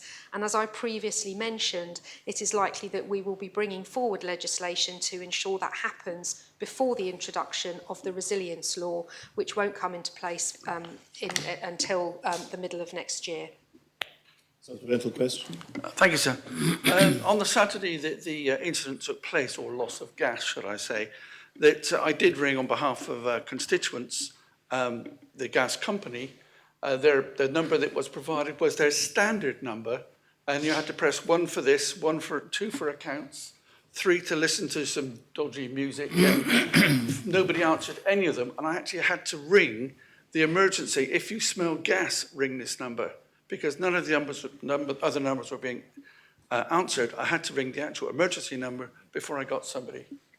Does the Minister think that we should assist Jersey Gas in any way we can? I say with an answer phone centre that could take over in such an event. Thank you, sir. Thank you. I completely understand that this is a concern for islanders, and now that the immediate situation has been resolved, we will review the lessons learned, and most certainly one of those lessons is going to be around the way that the gas company have communicated. We did have some discussions about stepping up a helpline, and that was initially at the COM meeting that we had on the Sunday. One of the issues that it is not for government to offer safety advice, and actually what we would have been doing is acting as a signpost into Island Energy. Island Energy assured us that they had a phone service that was operating, that they had 14 operators, and that actually what they had was sufficient, and that they would not welcome the use of a state's helpline in that way. I have Deputies Scott, Connie St Helier, Deputy Feltham, and then final supplementary. Deputy Scott. Thank you, sir. Given that there already exists a Jersey Resilience Forum, a States of Jersey Emergencies Council, an emergency planning officer, could the Minister explain why the only offer of hot water was in the form of the Kennefe Sports Centre and no helpline was actually brought into place and in the actual circumstances? And what difference the resilience law that she mentions is expected to make in terms of overcoming such difficulties? Thank you. I think I've answered some of the Deputy's questions in previous answers. It wasn't, as the Deputy will know, other private organisations offered the provision of hot water and shower facilities. At the beginning of the incident, we certainly weren't expecting it to go on for as long as it did, because we were receiving assurances from Island Energy that hopefully the supply would be up and running and back to consumers by Tuesday. That clearly didn't happen. In discussing what is going to be moving forward with the resilience law, as with the resilience law in Guernsey and the Isle of Man, there is provision for the government to compel public utilities to provide them with information that enables them to plan for incidents such as this. And as I said earlier on, we have written to the gas company to ask them voluntarily to share that information. Yes, supplementary, Deputy Scott. Yes, could the Minister please advise what is the difference between the civil contingencies law, of which we've heard report, and the resilience law that she's mentioned? Thank you, and it is important that I make the qualification. At the moment, we have an emergency planning and procedures law. We are going to bring forward a law that will provide for resilience around civil contingencies. There is no agreement at this point what the law is going to be called. So when I refer to civil contingencies and I refer to resilience, I am referring to one and the same. Very well. Connie St Helier. Thank you, sir. Given that we have a well-staffed communications unit, why was it that many islanders only discovered what was going on through social media? And does the Minister not think more should have been done by government to take control of this in terms of communications? I reiterate that Island Energy are a private company, and the role that we took was to forward their communications and disseminate their communications. At the beginning, their initial communications were not good enough. They did improve and were supported by government, and I have no doubt that there are significant lessons to be learned. I think we understood at one point that Island Energy only had 40% of their customers' email addresses. They only had 20% of their customers' mobile phones. That is a lesson that they need to be learning. As you know, they engaged the services of Jersey Post to write to each of their customers with specific instructions and offers of support. Supplemental question. Thank you, sir. Has the Minister discussed the impact of the outage with the Minister of Economic Development? Because clearly there was an enormous impact not only on householders but also on local hospitality businesses who found themselves unable to cater for their guests, and restaurants, of course, having to turn away hundreds of bookings. Yes, I have spoken to the Minister for Economic Development, and I think if you look at the very helpful written question provided by Deputy Tadier, we are unable to quantify the economic impact to businesses. Island Energy have said that they will be operating a compensation scheme, that they will be doing that commercially on a one-to-one basis. So I am hopeful that businesses will be able to be compensated in at least the majority of their losses. Deputy Feltham. Thank you, sir. Given the effect that such an outage of gas supplies or any other power supplies would have on both households and also essential services provided by the government, what plans were in place within government prior to this outage happening in order to deal with such an occurrence? As I've previously mentioned, the powers to government have been limited. Public utility companies such as gas in the UK are regulated by Ofgem. In Jersey, that regulation comes through our Health and Safety at Work law. Whilst we've been doing the work around the crisis civil contingencies law and the resilience law, it has become apparent that we need to take greater steps so that we have a greater power of a greater control and greater enforcement, and that work is ongoing. Supplemental? Yes, sir. I just want really a yes or no question from the Minister to this.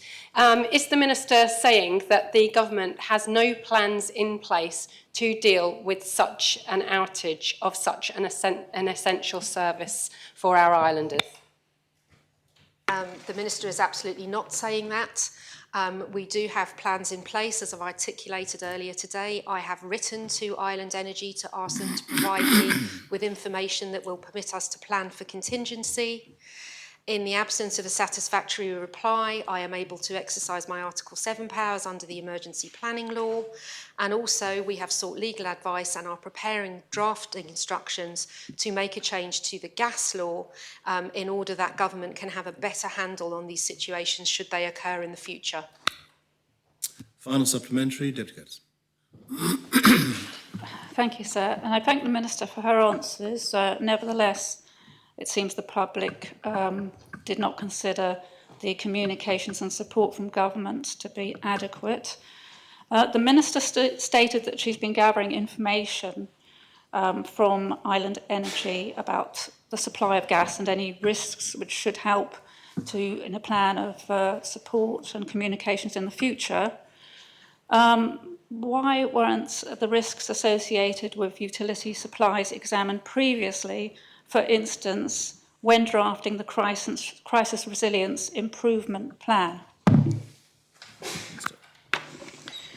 I just need to make it clear that we have requested that information from Island Energy. We don't currently have that. In response to the Crisis Resilience Improvement Plan, it was published at the end of July, and it has an action in there on improving crisis communications and creating and implementing both a crisis strategy and a recovery communication strategy. This work is still underway, and it is including the involvement of experts in that field. Well, we now come to question 12 that Deputy Mezek will ask of the Minister for Housing and Communities. Deputy. Thank you, sir. Will the Minister bring forward legislation to define homelessness, and will this legislation include a requirement for the government to provide housing to those who meet that definition, and if not, why not? So I thank the Deputy for his question. I do plan to bring forward legislation to define homelessness. But as the Deputy is aware, there is already a formal definition that I published last year. Just a quick reminder of what that was. Rooflessness without a shelter of any kind, houselessness with a place to sleep, but temporarily institutions or shelters, living in insecure housing, threatened with exclusion, and living in inadequate housing in caravans or illegal campsites and unfit housing, or in extreme overcrowding. My immediate priorities set out in my ministerial plan are strengthening data collection on the scale and nature of homelessness and ensuring that islanders who are homeless or at risk of homelessness are able to access support through the Housing Advice Service, accommodation providers and other agencies. The government already provides housing to those who report their needs to the Housing Advice Service. But I'm aware that there are islanders who are homeless and have not yet asked for help. This includes islanders who are sofa surfing or living in inadequate accommodation. I would like to take this opportunity to ask those people to get in touch with the Housing Advice Service. I believe that focusing on these actions lays the groundwork for legislation and will put in a much stronger position to formalise arrangements for homelessness. He didn't answer the second part of the question that was provided with notice, which was about the whether, along with the statutory definition of homelessness, it would have a requirement for government to provide housing for those who meet that definition. It is true it did not answer whether there would be a requirement within the legislation. The Minister said that the government does already provide housing for those that fit within the definition that he has given. Are you able to say if the new law will provide a requirement for it? So we're already doing, as you correctly said there. What I would say is we have published a definition of homelessness. We've established a housing advice service. We're delivering new social support and housing, and we're expanding gateway criteria. I'm trying to understand what we are not doing or what the Deputy in addition... I think answering the questions that have not been asked in those terms is slightly... can lead easily to confusion. I mean, all that was being asked is that if there is to be a new definition, is there going to be a requirement for government to provide housing to those who fall within it? And I had taken you to say that that is something government already does in accordance with the definition that you presently have. And the only additional point to that seems to me to be whether or not there is to be a requirement in any new legislative provision. So we are going to be publishing the new up-to-date residential tenancy law next year, developing that, and within there we will certainly be looking at that particular aspect. Very well. Supplementary, sir? Yes, there's a supplementary question there. Thank you, sir. He referred to the residential tenancy law. Is that where the statutory definition of homelessness will be found? It's certainly my intention to be the case. Very well. We come now to question 13. The Deputy Farnham will ask the Minister for Economic Development, Tourism, Sport and Culture. Thank you, sir. Will the Minister confirm if the operating agreement with Condor Ferries is still scheduled to expire in 2025, and if it is, will the Minister update members on what arrangements are in place to maintain our sea links moving forward? Thank you, sir. Thank the Deputy for his question. Sir, the current operating agreement with Condor Ferries was established in 2014. The operating agreement has entered its wind-down phase and is due to expire in March 25. The future of ferry services remains under evaluation, and due to commercial sensitivity, it would be inappropriate to comment further. Jersey depends upon our sea links, and we are working towards an outcome which meets Jersey's expectations under any new arrangement. Supplemental, Deputy Farnham? No, thank you, sir. Deputy Lewis. Thank you, sir. I've been reading the very recently published Delivery Framework for Sustainable Economic Development, sir, and I note that the Minister under Aviation and Maritime says that as an island, sea connectivity is vital, fundamental to our economy, and directly supports our businesses across the economy, including transport, logistics, construction, retail, and the visitor economy. And under the heading Export, he says, encouraging and supporting exports are a key pillar towards achieving our economic vision. But of course, we also know that 98% of all our goods come into the island on boats. Ferry links, to my mind, are not important. They are absolutely vital. So my question, sir, to this Minister is, can he assure the Assembly that the resilience of ferry links is an absolute top priority for him? Thank you, sir. In short, yes, sir, I can assure the Assembly that resilience of our ferry services, for all the reasons that Deputy has outlined, is a top priority, sir. Supplemental, Deputy? Very well. Connie Tarbison, Saviour. Thank you, sir. Can the Minister confirm, sir, if there's an agreement in place with our sister island of Guernsey that both governments will negotiate with the preferred tenderer, and that both bailiwicks will sign simultaneously to the benefit of both bailiwicks, sir? Thank you. Thank you, sir. I cannot confirm that, sir. I can confirm that we have been working closely with Guernsey on an operating agreement, but the level of commitment and detail that the Deputy Connétable has outlined is we have not gone to that level, sir. Very well. Deputy Scott. Thank you, sir. Has the Minister looked into whether the passenger ferry service side of the operating agreement might be regarded as a loss leader, and any other way of approaching this rather than requiring it to be taken on by the operator of the overall ferry service? Could I ask for a clarification of an understanding of that question, because I didn't understand the question, sir? Yes, do you want to ask it in slightly different terms? I shall do, thank you. Given that the current operating agreement requires Condor to provide service for foot passengers and non-car passengers, as well as to some extent freight, and is required to provide this service, has the Minister looked into where the actual profit lies and whether there is any merit in approaching these services differently from the current operating agreement?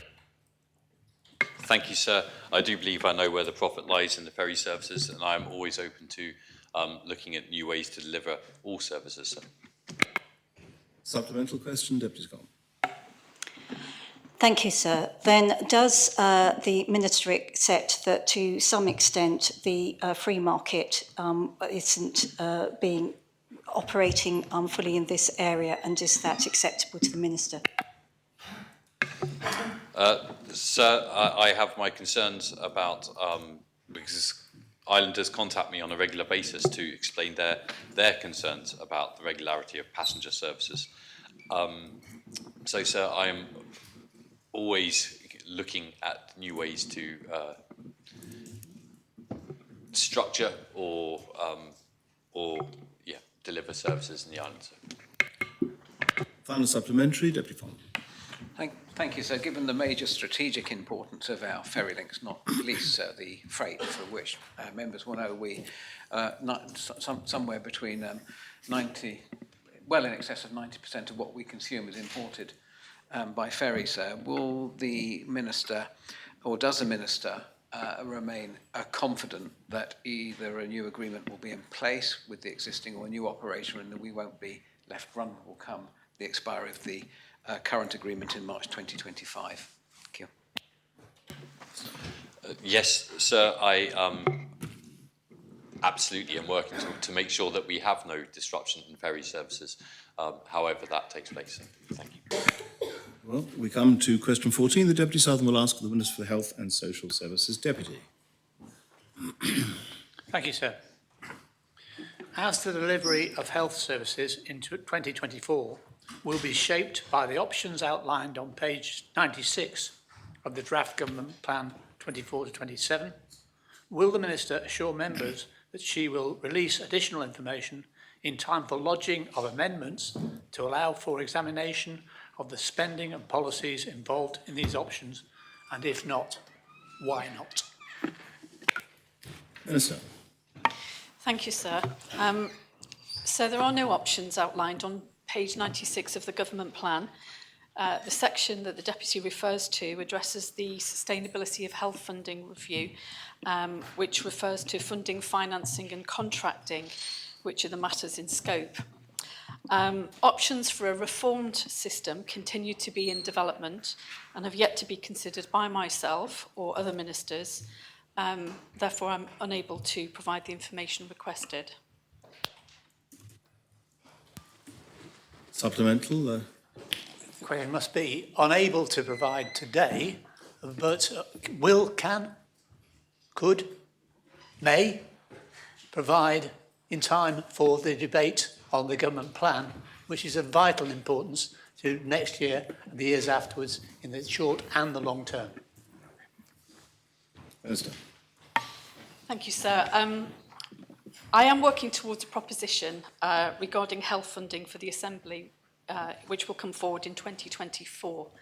I can assure the Deputy that before the lodging of that proposition, it would be necessary to engage and consult with all of those affected and involved. And of course, the Assembly will be provided with information in good time to enable a well-informed debate. My task over 2023 has been to conduct the work required, which is continuing to get us to that place. The Health and Social Security panel has been kept up to date with the work, and we're expected to brief them shortly again. I will consider how to share the work and engage on potential options in the early part of next year. We come to now question 15. The Deputy Alves will ask the same Minister. Deputy Alves.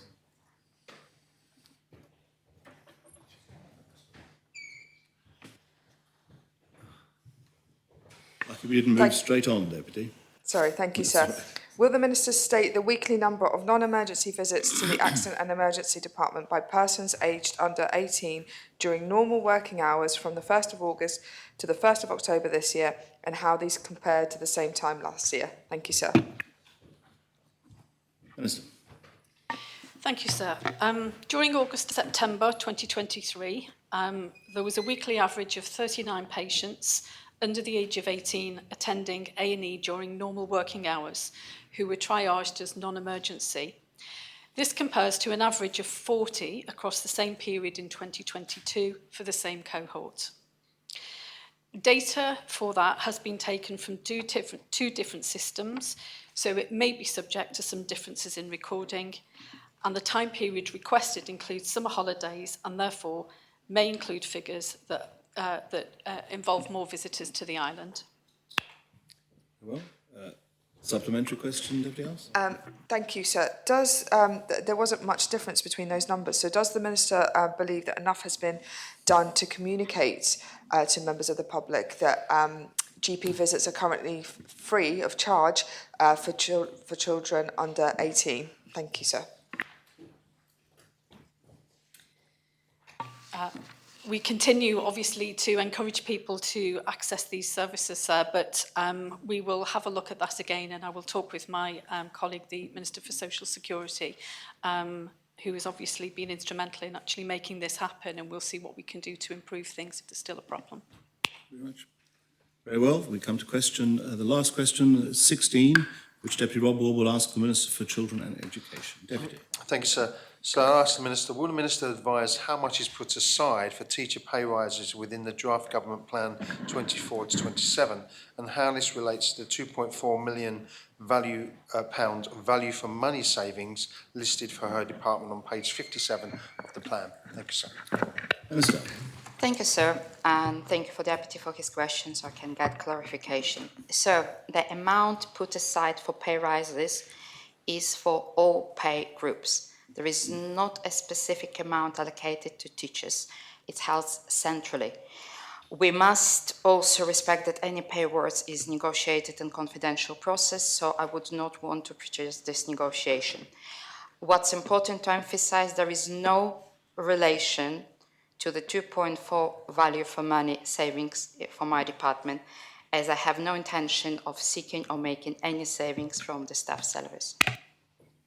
Well, supplementary Thank you, question, sir. Given that one union has only taken action short of strike action because they are going to negotiate for the next few years, is the Minister have any concerns that money may not be available and we may be in the position that we're in now, which is one group accepts that's all any group's going to get, so consequently, sir, there is no negotiation into the future? It's really important to emphasize there are two parts within the union's demands. One, it's specific number percentage add to the pay, and second one, it's around the workload of the teachers, the professional development, and so on. So we do have within our department extra funding for professional development. We have started masters on island. We are recruited more staff supporting teachers, if it's teaching assistants, if it's management staff, and if it's teachers. So we do have growth to support, and this is why working group sitting together and working around conditions but the pay percentage is with SEB. Deputy Minister. Thank you, sir. What representations did the Minister make when forming the government plan to ensure that as much as possible was put aside to enable a reasonable and decent pay offer for teachers so that they could have their concerns alleviated and not feel the need to take the industrial action that they are, which of course has an impact on society? Thank you. And again, it's important to emphasize, and thank you, Deputy, for his question, that I have growth within the department budget to work with unions, which I'm going to meet, to address their conditions, which will address some of the concerns. I will leave negotiation and allocations to the State Employment Board, who must balance several competing claims for trade unions during negotiations. And they're the best place to understand the balance needed between awards to different groups. I would like to see that whole workforce within education receive a fair settlement. So with respect, that wasn't an answer to my question. I asked what representation she had made in the forming of the government plan to ensure as much as possible was put aside for pay offers. That was the question, Minister, yes. I think that we have discussion around the Council of Ministers around the pays only, and it has been very clear that we need to make sure that our workforce paid fairly. There are several groups, and there are 4 unions of the staff within the school that different unions have different approach. So this is why it's important not just to give one number and everything suits everyone, because there's separate negotiations with 4 different unions. Thank you. So we're still not any closer there. My question is about her representations, not what the unions are doing. It's about what she was involved in these discussions. Was she an advocate for providing more funding to enable teachers to get a better pay offer, or did she take the same line as the State's Employment Board and not advocate for that? It's a very specific question about her actions. I permitted this question to be asked on more than one occasion simply because that is the thrust of the original question. Okay, fair. Except, sir, I have made representations that the offers for all paid groups within education and children's services should be offered. We didn't discuss specifically each group separately, but we have discussed that I need to make sure that I have enough funds and I have enough growth within my department to make various arrangements to support teachers, teaching assistants, head teachers with their terms and conditions. Supplemental question? Final supplementary, Deputy Ward. Thank you, sir. Can I ask the Minister whether she would accept the concept of gain share in order to fund a greater pay award? And if so, how would she ensure that that does not affect the level of service provided, given that the department is being asked to make £2.4 million worth of savings at the same time? Thank you, sir. I think the gain share was offered previously, and this is something that we would need to discuss. What I do want to emphasize that I don't have any savings to any of the frontline. I know that the target of 2.4 million is challenging target, but our department has a budget in excess of 200 million. We're talking about 1%, and we need to look into our procurement. We need to look into our placement. There is no way that, and I would like to commit to the Assembly, that it will be any reduction, or from my perspective, we will see a growth within the front line, because this is what we need to do. Very well. That ends questions with notice. We move now to questions to ministers without notice. The first question period is directed to the Minister for Justice and Home Affairs. Deputy Hegarrow. Thank you, sir. Can the Minister advise, in light of the concerning rate of road traffic collisions in the island, what measures are necessary to reduce these incidents and improve road safety for pedestrians, cyclists and other road users? What specific policies, funding allocations and initiatives that are planned to achieve this aim? Minister. I thank the Deputy for her questions.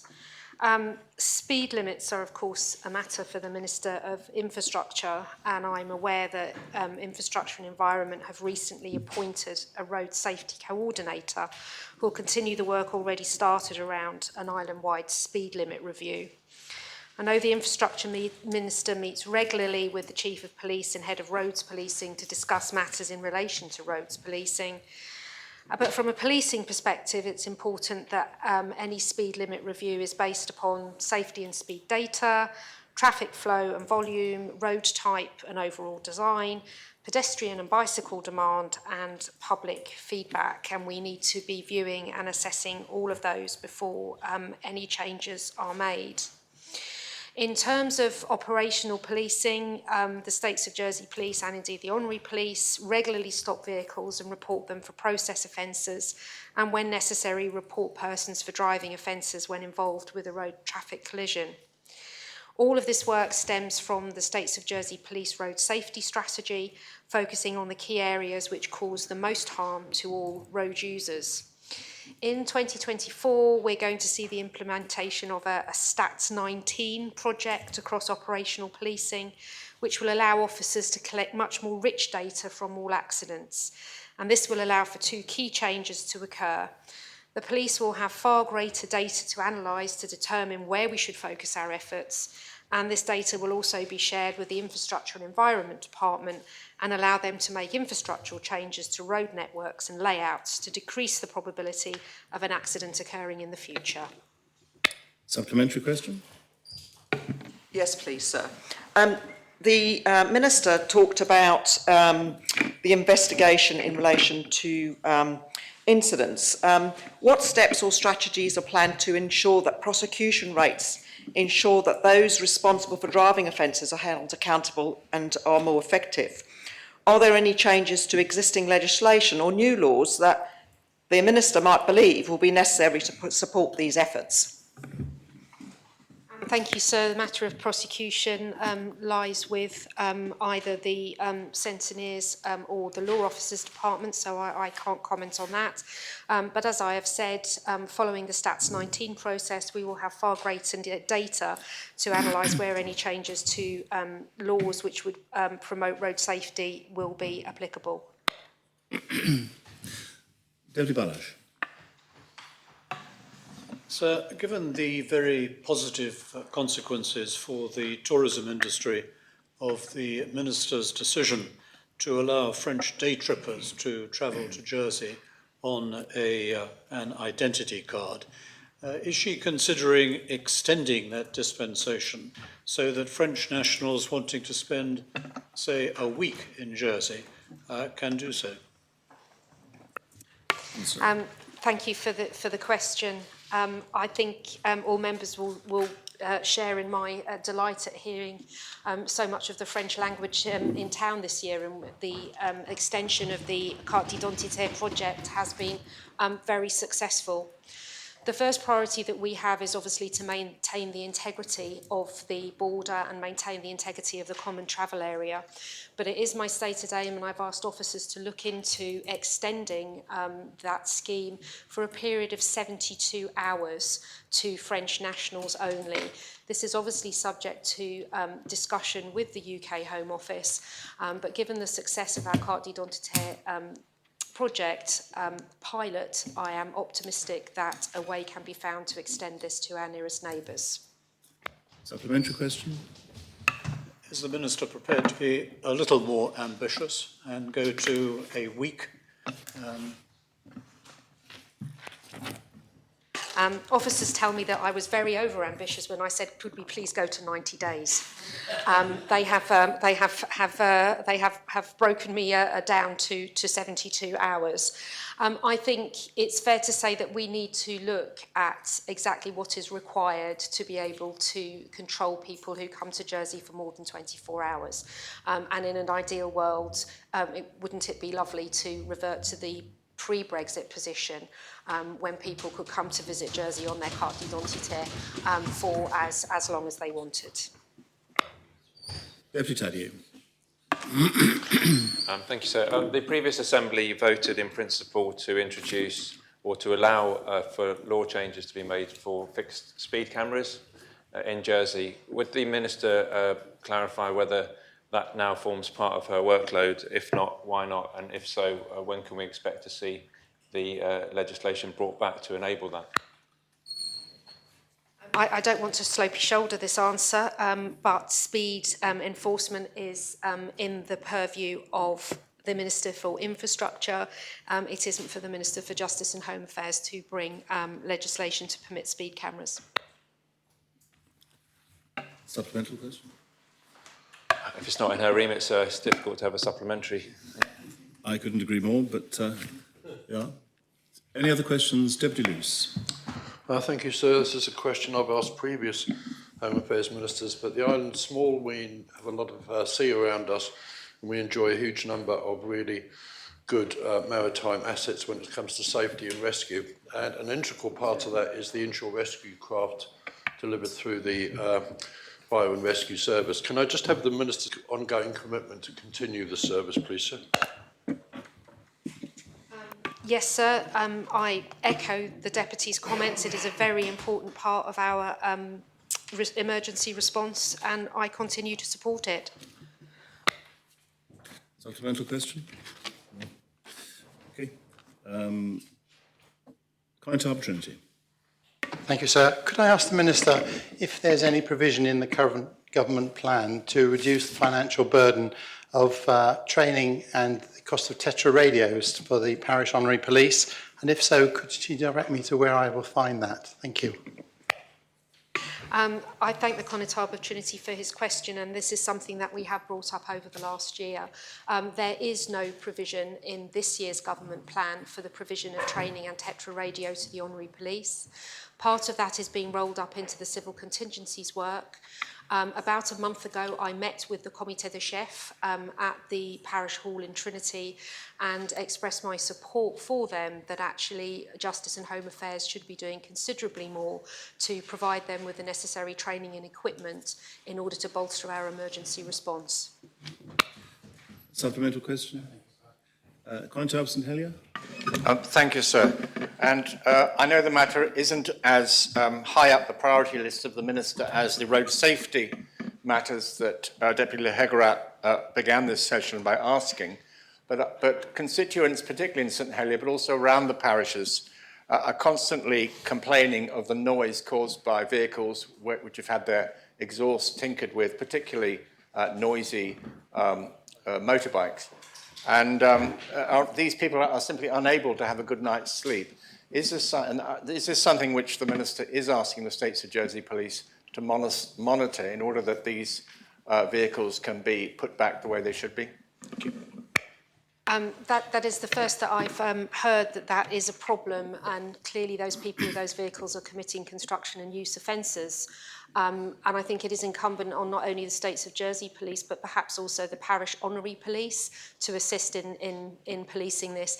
It isn't something that I have previously raised with the Chief of Police, but I'm more than happy to do so on behalf of the Conotab. Yes, supplement? No, thank you, sir. Conotab St Brelard. Thank you, sir. I gather that the community police provision in the island is severely stretched at the moment and worked down to, I think, 2 for the whole island.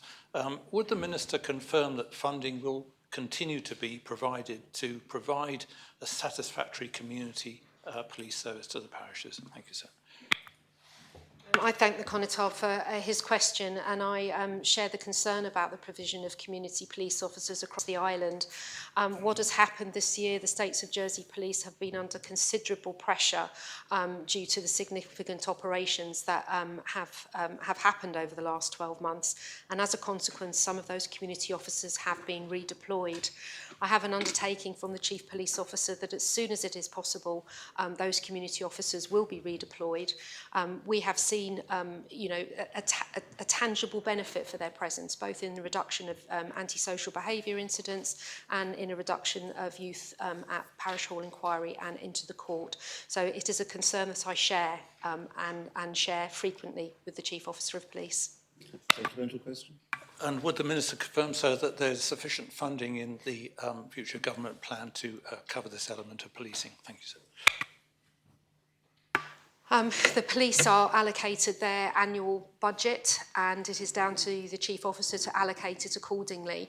Had we not have had the major incidents, the community policing units would have continued as normal. So I'm confident that once those operations work their way through, that normal business should be resumed within existing budgets.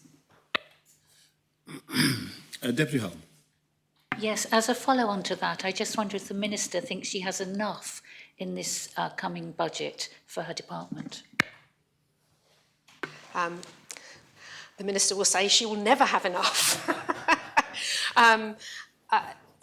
We all, around the Council of Ministers table, we all have to be very sensible, and we have to prioritise the budgets and prioritise the resources. So I am confident and content that I have fought as hard as I can to provide the necessary services throughout the emergency services throughout this government plan.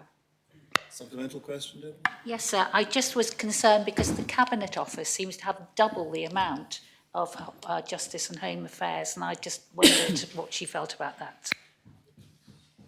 I think it's important that we understand what the Cabinet Office comprises. The Cabinet Office isn't just a Cabinet Office, it comprises modernisation and digital, it comprises our human resources functions and many others. So it's entirely understandable to me why, on paper, it would appear that the Cabinet Office is getting greater resource than Justice and Home Affairs. Any other questions for this Minister? Deputy Hegro. Thank you, sir. If nobody will take the opportunity.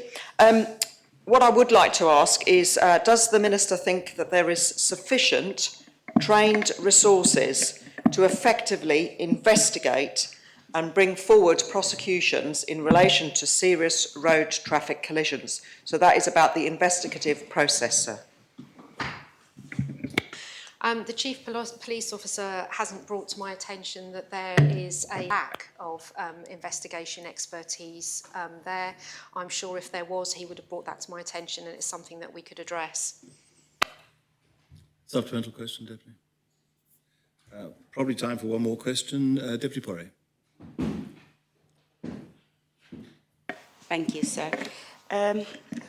This question is with regards to the English visa for the English exam visa requirements.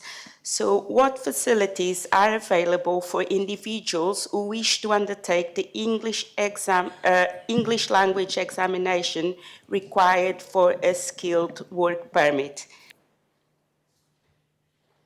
I thank the Deputy for the question, and a really interesting one at that.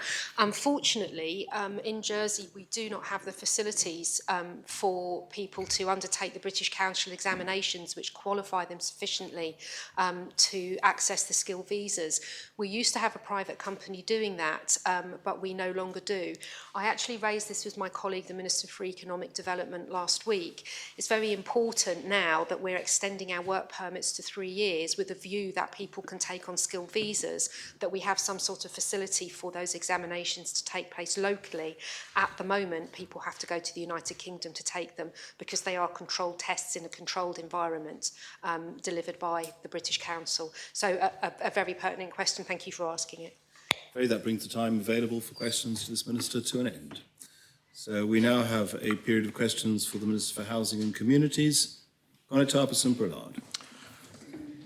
Thank you, sir. The Minister's report on empty homes are 151/2023 indicates on the map on page 7 that Corbière Lighthouse has been designated as an empty property. Will the Minister confirm that it is his intention to include the lighthouse in part of his department's property portfolio for someone who doesn't mind being marooned by the tide and is good on stairs? Thank you, sir. I thank the Constable for his question. Can I take that away to my officers and just establish exactly why there is a dot on the Corbière Lighthouse property? And I'll refer to you, sir.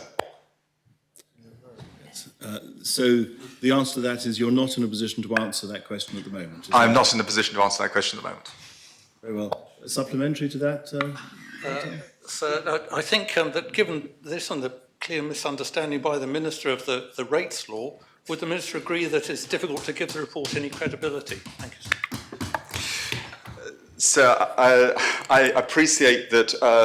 I need to understand from my officers exactly the dot, which is the dots cover quite a significant area of land. So we're making an assumption that this particular dot applies to Corbière Lighthouse, but I would like just to check with my officer, and I will endeavour to do so maybe before this session is over and communicate that with him. But in terms of the rates law, our issue as we've researched the vacant properties and reported on them has been that the rates law is very disparate around the island. It's administered differently by different parishes, and it's also very difficult for us trying to establish the scale of vacant homes in the island from the information that's currently provided and available to the public. I will be coming back to the Constable and the Constable, the Committee of Constables, to talk about this further and to see how we can better inform, how we can better surface vacant homes on this island. Very well. Any other questions for this Minister? Deputy Tadeo. Yeah, maybe a more serious one. So, staying on the theme of the empty properties, can the Minister explain why he thinks that there is such a discrepancy, first of all, between the number of houses identified in the census, the number of homes that he thinks may be unoccupied, and the number that he's identified? Thank Deputy for his question. It's a very, very good question. I can only assume that on census day, if somebody wasn't in or it appeared empty, that the home was considered vacant and that was recorded as vacant. That is the whole point of the efforts that my team have made to surface this issue. It's taken a huge amount of research in terms of trying to find out exactly the reasons for homes being empty. And as a result of that, we've come down to a number of 900. We've actually ended up having to use utility company data to establish if homes are still in use. But in terms of the numbers, I agree, it's quite staggering that we've gone from 4,000 down to 900, apparently. Supplemental question? Yes, I recall that the original proposition that led to this piece of work also looked for mechanisms to be looked at, which also could include taxes or rates being imposed. Does the Minister agree that there are a whole variety of homes that are not just maybe unoccupied, but that are maybe underoccupied? We've seen, for example, Airbnb being cracked down on by his fellow Minister, and that where there are homes that are not being properly utilised, that there may need to be mechanisms to make sure that where there is a scarcity of homes in the island, that those that are not being used properly are brought back into residential use. Thank the Deputy for his question. And it's a really good point again. We're talking about this challenge that we face between the moral issue and people's own private property. There is that tension always between what we'd like to do and what people feel we can do or what the laws allow us to do. So at this moment in time, I believe that we need to improve our rates law. I think we also need to improve our wills and succession law. I think we also need to look at how we hold the data for property ownership, who owns what on this island. So there's an awful lot of work still to be done in this field. Did that answer your question? Yep, thank you. Right. Any other questions? Deputy Andrews. Thank you, sir. Does the Minister have any concerns about the implementation of the Energy Performance Certificate? And if so, what are those concerns? Thank you, sir.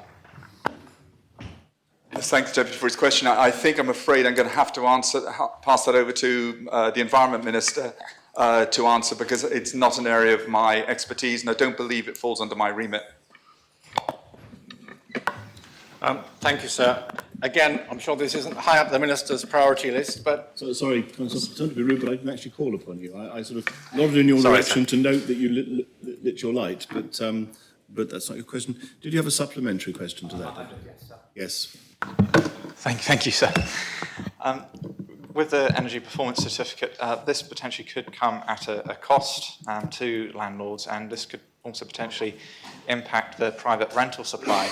So I was wondering whether the Housing Minister did have an opinion on this matter. Thank you, sir. I thank the Deputy for his question. One can always have opinions. I don't want to step on the shoes of the toes of the Environment Minister. I understand that he's just advised me that these ideas have been delayed for the moment, and whilst they can do more research in this area. So I'm afraid I can't explicitly answer that particular question. Conor Thompson-Saviour. Thank you, sir. I was actually talking to the Minister 10 minutes ago regarding this very subject, sir. My question is, sir, when does the Minister think that intervention should be made regarding empty homes when the home is empty for 3 months, 6 months, 9 months, a year, or possibly longer? Thank you, sir. Thank the Constable for his question. And therein lies the conundrum we have, is what is our definition, our legal definition for a vacant home? Because sometimes homes are empty because people are working away from the island and they're coming back. There are an awful lot of different reasons as to why homes are vacant.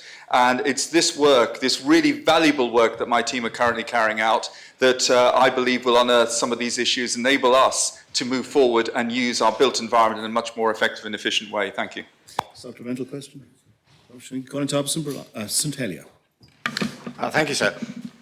Is the Minister aware of criticism of some new housing developments which have relied on artificial grass for their residents? It may seem like it's probably not the top of his priority list, but I have had complaints about the use of artificial grass, the effect on the environment, and the fact that for residents of these units, which are often deprived of natural space and play space, putting artificial grass inside them is not a good plan. Thank you, sir. Thank you, Constable, for your question. I absolutely agree. If we can keep things natural and environmentally friendly, I'm all for that. But once again, I think I'd have to defer to the Environment Minister in that particular area. But I do agree with the sentiment. Would the Minister take this matter up with Andium to see what the extent is of the use of artificial grass, particularly with these big developments coming up in St Helier, where there is a shortage of natural grass? I certainly will do so. Deputy Mezek. Thank you, sir. At the end of the last term, the Minister's immediate predecessor and his ministerial colleagues at the time told this Assembly that it was absolutely impossible to squeeze any more affordable homes out of the South Hill development, and 15% was the absolute maximum we could afford. No alternative was possible. I read in the paper recently that this Minister says that that amount has now gone up to 25%. How has he done so when his predecessors said it was impossible? I thank the Deputy for his question.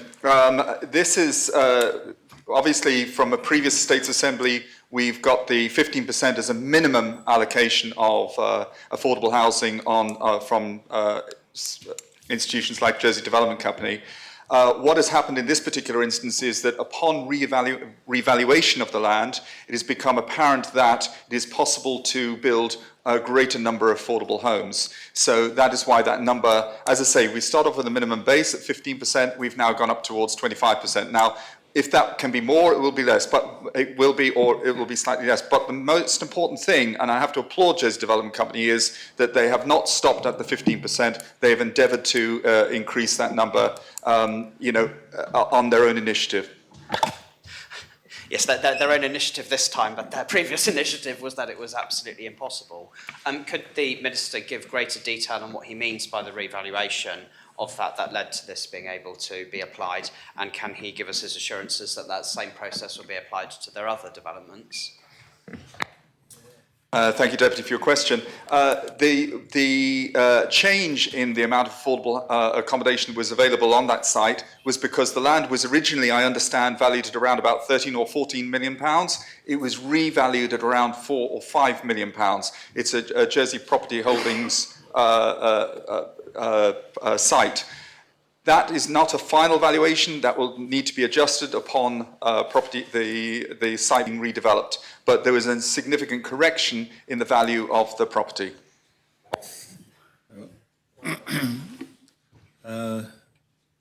Constable of St Helier. Thank you, sir. I probably should have asked this question before the one about artificial grass. But does the Minister have any view about the inordinate delay that is being taken place over the determination of the Les Sablons development in Broad Street? This has now been awaited for many, many months. We have a developer willing to create many units of accommodation as well as other assets for the island and for the construction industry, which desperately needs the work. Is he doing anything to see if he can speed up this process? Thank you, sir.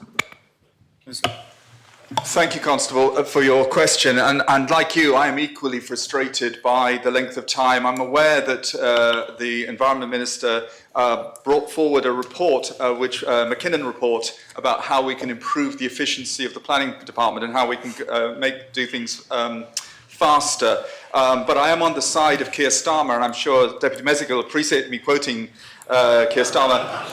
I'm on the side of the builders, not the blockers. I want to see more housing. Supplemental. No, thank you, sir. Question, no. Before I call upon that, well, no, I'll finish this question period first. Constable of St Clement. Thank you, sir. Can I ask the Minister who values the land on his behalf? And if mysteriously the value of the land at South Hill goes down from 14 million to 4 million, does that coincidentally and helpfully devalue the land at the Kensington Place Hospital from, I think it was 9 million to 16 million, now going back to approximately 6 million? Thank you. Thank the Constable for his question. I think the answer to your question is I simply don't know. I would have to ask the Infrastructure Minister and his department as to how that revaluation took place. But that is the fact, and I can't change the facts. Sorry, sir. Supplemental question? It seems the Minister can change the facts. Well, that's simply an observation. You have a supplemental question or not? Constable? Probably room for one more question for this Minister. Constable St Brelard. Thank you, sir. And pressing on with this empty homes report, we are trying to understand the work of the Empty Homes Service, which has made use of the parish rates list in the library, identified that the administration of the rates varies somewhat across each parishes. So the report says, and it suggests there's a lack of consistency as how the data is presented. It's surprising, so to read of this lack of consistency as to how data is presented as the parishes use the same programme to produce the rates list. Would the Minister outline these inconsistencies identified and say why they haven't been drawn to the attention of the parishes, please? Thank you, sir. Thank the Constable for his question. They will be brought to your attention, and that's because we are work in progress at this moment in time. At this moment in time, we've only checked up on 100 properties of the 230 odd that have been reported to us. So we are quietly triaging our way through the main issues that are coming up, or the consistent issues that are coming up, and we will be bringing that information to the Connétable, the Committee de Connétable, on our suggestions. One, for instance, around the rates, and you asked a particular question around that. Different parishes take different attitudes to rates, the amount they charge for vacant homes. there is actually a written law, it's written in law how vacant homes should be applied, the quarters, the number of quarters. It is not applied consistently across the island. So there is one example which we've discovered in our investigation. But as I said, we will be working with you in the hope that we can develop a better law, a more consistent law, and which will help everybody in the island. That brings the time of questions to this Minister to an end. Before I move on, Minister, could I just remind you of the requirement to address all remarks through the Chair? The word "you" when answering another member should almost never be used, and it should be the constable asked or the asked, but not you asked and you said. And so if I could just make that reminder, because that is within standing orders. We now come to questions for the Chief Minister and Deputy Farnham. I think I'd be first, sir. Well, the Chief Minister, together with the Infrastructure Minister and the Government, have presented a vision for a multi-site hospital, sir, consisting of the Kennervay Acute Hospital at Overdale, ambulatory services, I believe, at Kensington Place, Health Village at St Saviour, and I believe provision for Summeray Ward at St Ewold's. Can I ask the Chief Minister, please, how much is that all going to cost and how long will it take to complete? Thank you. Chief Minister. Thank you, sir. So I think the Deputy, having listened to the answers to his previous question from the Assistant Treasury Minister, will know full well that that quantity, that price, is something that is being worked on, and it is something that we are totally committed to delivering what we said we would do, which is something that is both value for money, affordable and deliverable. Those are our maxims. That is the direction that we have given to our dedicated team who are working on that, who are based in the island and are here to serve the public. And at this point, that is our main thrust, and we want to achieve what we have promised to the public that we will, and those are the best value buildings to deliver what is most important. Those are quality services to islanders in a critical area. Supplemental question. Of course, those are very good and laudable answers, but they weren't actually the answer to my question, which was, does the Chief Minister know how much all of those wonderful things and much needed things, I don't mean to make light of it, essential things that we need to hurry up and build, does she know, to the nearest 100 million even, what that's going to cost? Part of the thrust, as I have just said to the Deputy, is driving down the cost so that we can deliver something that is affordable and meets what is currently a very changing economic situation, sir. Just well, I didn't get an answer to my question, sir. I have to say that the question, Chief Minister, was are you able within a very broad amount to say how much that is going to cost? If the answer to that is yes, you can, then you can. If you can't, then you can't. But I mean, that is the question. So the Deputy knows that my answer there will be no. Deputy Hull. Thank you, sir. Of late, I and other non-government states members have frequently been alerted to what is going on by listening to ITV Channel News and BBC News or reading the JEP or the Bailiwick Express. Please, in future, can the Chief Minister undertake to agree to inform all states members before release of information to the media? This will mean that we will be able to support our islanders who have elected us, sir. Thank you.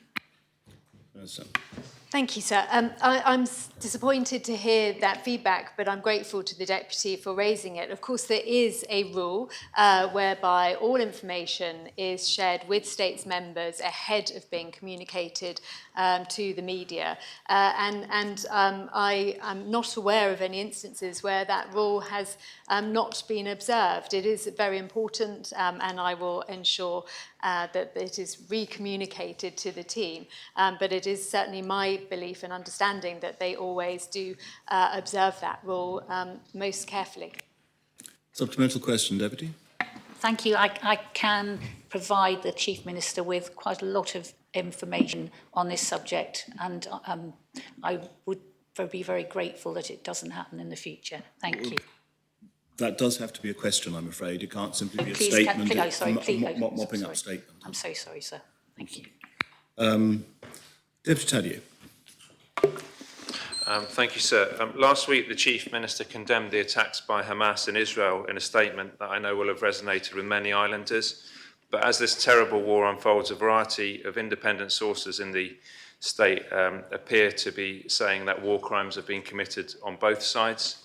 So in Israel, Hamas militants have slaughtered civilians, we know, have unleashed a barrage of indiscriminate rocket fire and have taken at least 200 people hostage. And in Gaza, the Israeli military has levelled entire neighbourhoods, killed killed thousands of people, and ordered a full siege of the territory, including shutting off access to water and power. Will the Chief Minister condemn acts of violence and harm to civilians and killing of civilians on both sides where they occur? So I think I said also last week that we condemn all terrorist attacks, and our thoughts are with the victims and particularly civilians on all sides. And it is my understanding that the International Development Minister is in discussions with the United Nations in order to ensure that we provide support in that region and that it is carefully done so that it favours neither one nor the other side. Supplemental question, Deputy Tadier. Yes, sir. Could I push the Minister? Because when she said she condemns all terrorist attacks, of course, I think we all stand by her in that. But of course, we know on the Israeli side, it's not a terrorist attack. It's the official Israeli military which has responded to those attacks. And as one Commissioner General of the United Nations... I think, Deputy, if you could just ask the question entirely succinctly. Thank you, sir. It's difficult not to contextualise it, but I will, sir. Does the Minister agree that because it's not simply sufficient to condemn terrorist attacks, but actually to attack all potential war crimes that are being committed against civilians wherever they occur, from terrorist groups or from state armies?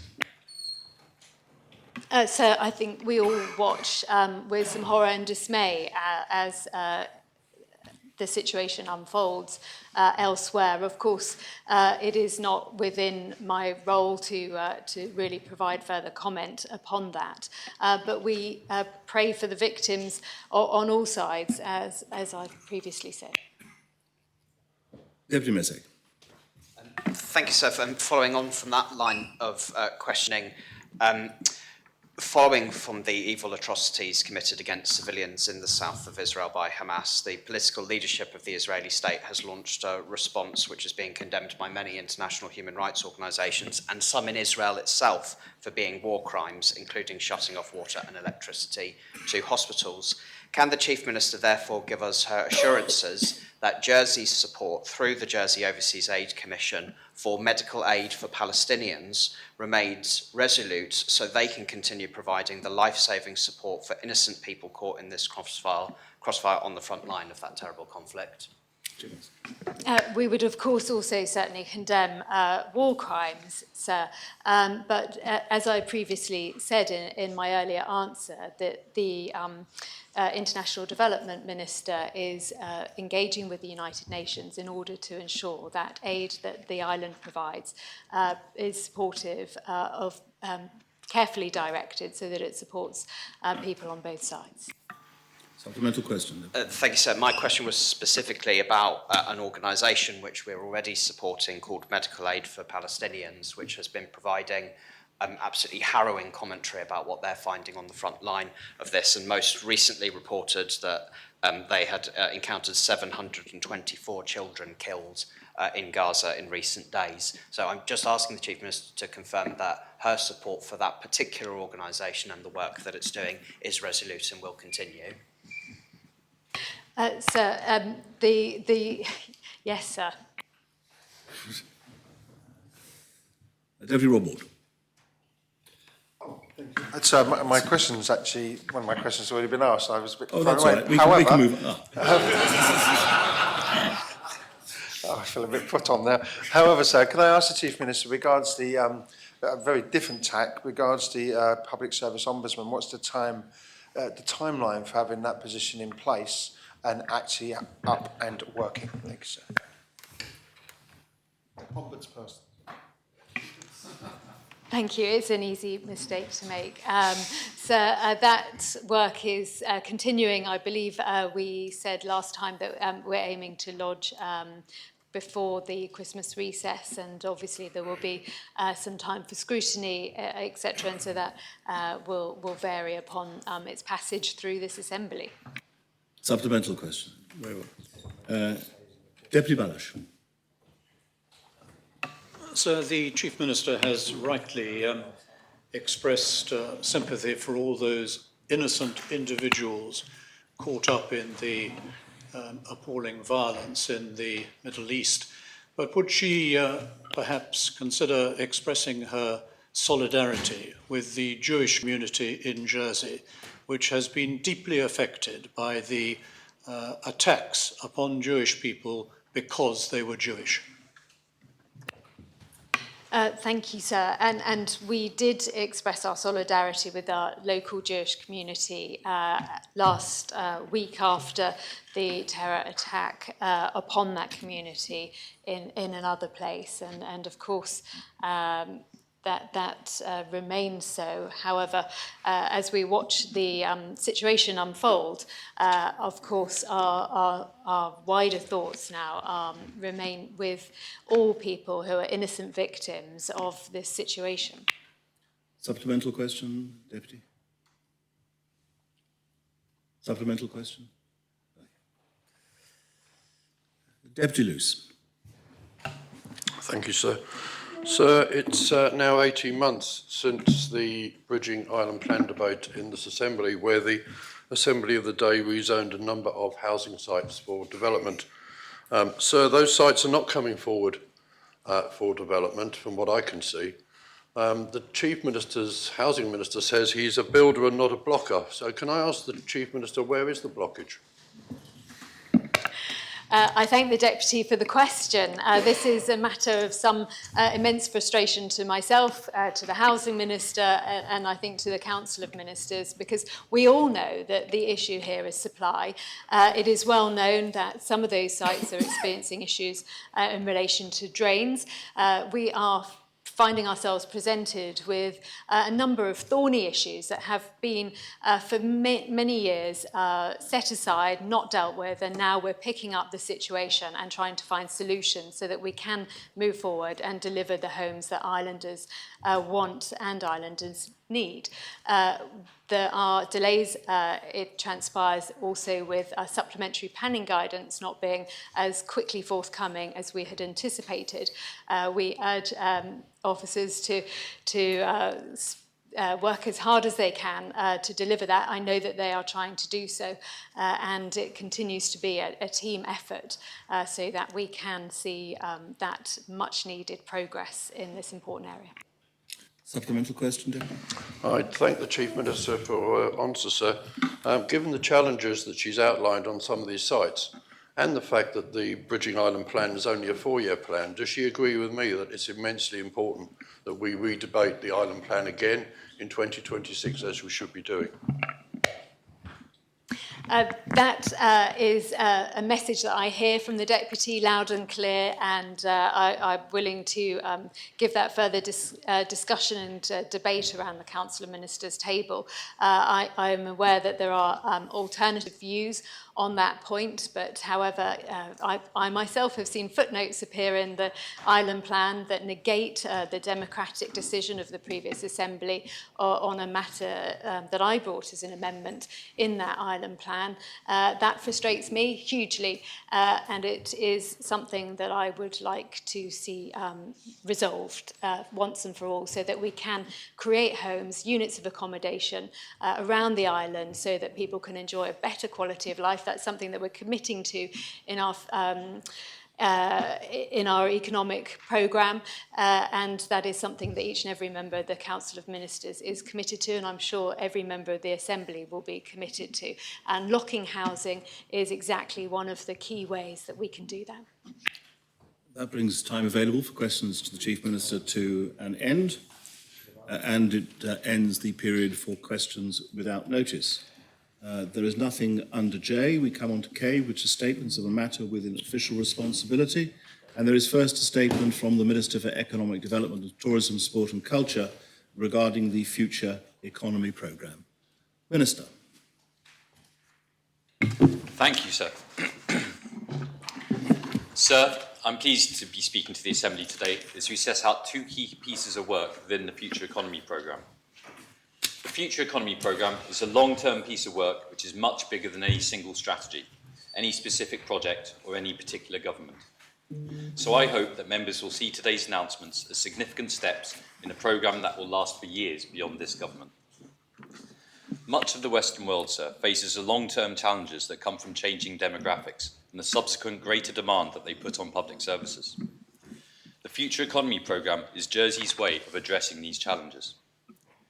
Sir, the reality is that our population is ageing. Life expectancy has steadily increased, and by 2040, more islanders will be enjoying their retirement for longer.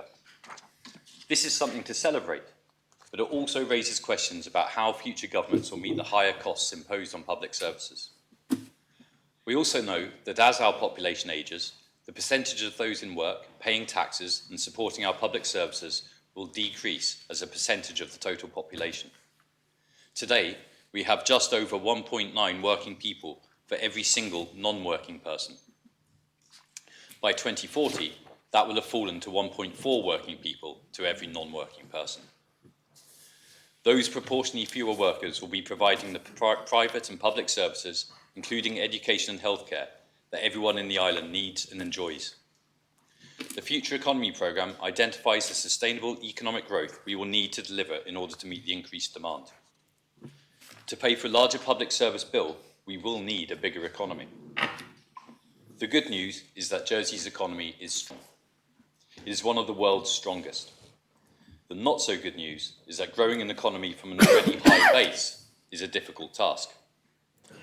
Over the last 20 years, Jersey's economy has grown by an average of just 0.4% a year.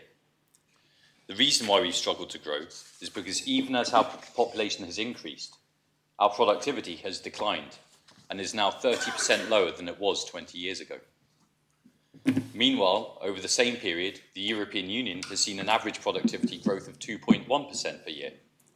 Had Jersey's productivity grown at this same pace, our economy would now be £200 million larger.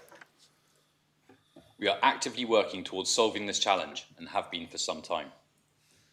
Building on the work of the Economic Council and its New Perspectives report, my predecessor, Deputy Farnham, then Senator Farnham, continued this process with the publication of the Outline Economic Strategy during the last term. And I'm pleased to take forward that vision which guides the Future Economy Programme. The vision is that Jersey should become a consistently high-performing, environmentally sustainable and technologically advanced small island economy by 2040. By doing this work now, we can maximise the options available to future governments and to future generations, and avoid them being left with hard choices in 2040 and beyond. It is also an exciting time to be championing economic growth, with fresh opportunities, emerging sectors, and whole new industries arising. We have a real opportunity to create new and exciting careers for islanders. As I've already said, sir, the Future Economy Programme is bigger than any one government, and it will be up to future ministers to work to realise our full economic potential. They may well do so by seizing opportunities and championing industries which don't yet exist. Members will have seen that yesterday, the Chief Minister gave notice of her intention to update my ministerial title from Economic Development, Tourism, Sport and Culture to Minister for Sustainable Economic Development. The change is symbolic of what the Future Economy Programme is trying to achieve. Future ministers will need to maintain the focus on securing economic development in a sustainable way. That is to say, an economy that is resilient, precisely because it grows in step with our island's ability to support it, to staff it and scale it. Sir, the two documents we have presented today are just the beginning of this process.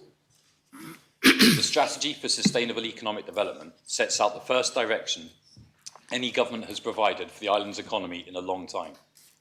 It also describes how this programme is about more than just economic growth and how we will measure the success of our efforts across 5 key themes to build an economy that is resilient, innovative, skilled, fair and international. This is a long-term strategy. We need businesses, islanders and this Assembly to work towards delivery of the growth of our island's needs, of the growth that our island needs. And it will also be up to future governments to identify their own priorities as new opportunities emerge in the years ahead. But I hope that whatever their priorities, future governments will use these themes to measure their progress towards the shared vision. That serves the first document. To begin delivering the change that is needed, we have today also published the delivery framework. That sets out some of the practical steps that are being taken in the short to medium term over the next few years to deliver economic growth. We have identified 3 key ways that we can begin to deliver the economic change needed. Firstly, through the provision of growth enablers. These are designed to unlock entrepreneurial talent and create the right conditions for businesses to thrive to facilitate further growth. We can do this by improving the physical infrastructure used by businesses, such as via securing our energy needs and international connectivity. The Minister for Environment will be speaking shortly about one of the key aspects of this, the harnessing of the significant potential for wind power in our territorial waters. And we can help by ensuring our regulatory environment is fit for purpose and allows businesses to be sufficiently agile to make the most of first mover advantage in emerging sectors. Secondly, we want to increase productivity in existing sectors. Recognising that any future economic success will be very largely driven by our existing industries, we want to help these sectors thrive. Earlier this year, I commissioned Jersey Business to work with companies and individuals in finding out the hurdles and barriers they currently face. This Barriers to Business report will be published later this year, and departments will be working with businesses to ensure that government processes enable rather than frustrate innovation and growth. We will also be bringing forward new strategies for our visitor economy, digital economy, and in 2024, a retail strategy to identify the key opportunities and challenges businesses in these industries face. The third pillar to the delivery framework is our work to support effective public services. This means ensuring government leads by example, spending public money effectively and ensuring islanders have access to the training and skills they need to succeed. It will involve setting public policy to support a healthy and skilled population, enhanced by a sustainable approach to inward migration. Sir, this is an ambitious programme, and it is one which will need to be taken forward by future councils and ministers and future governments.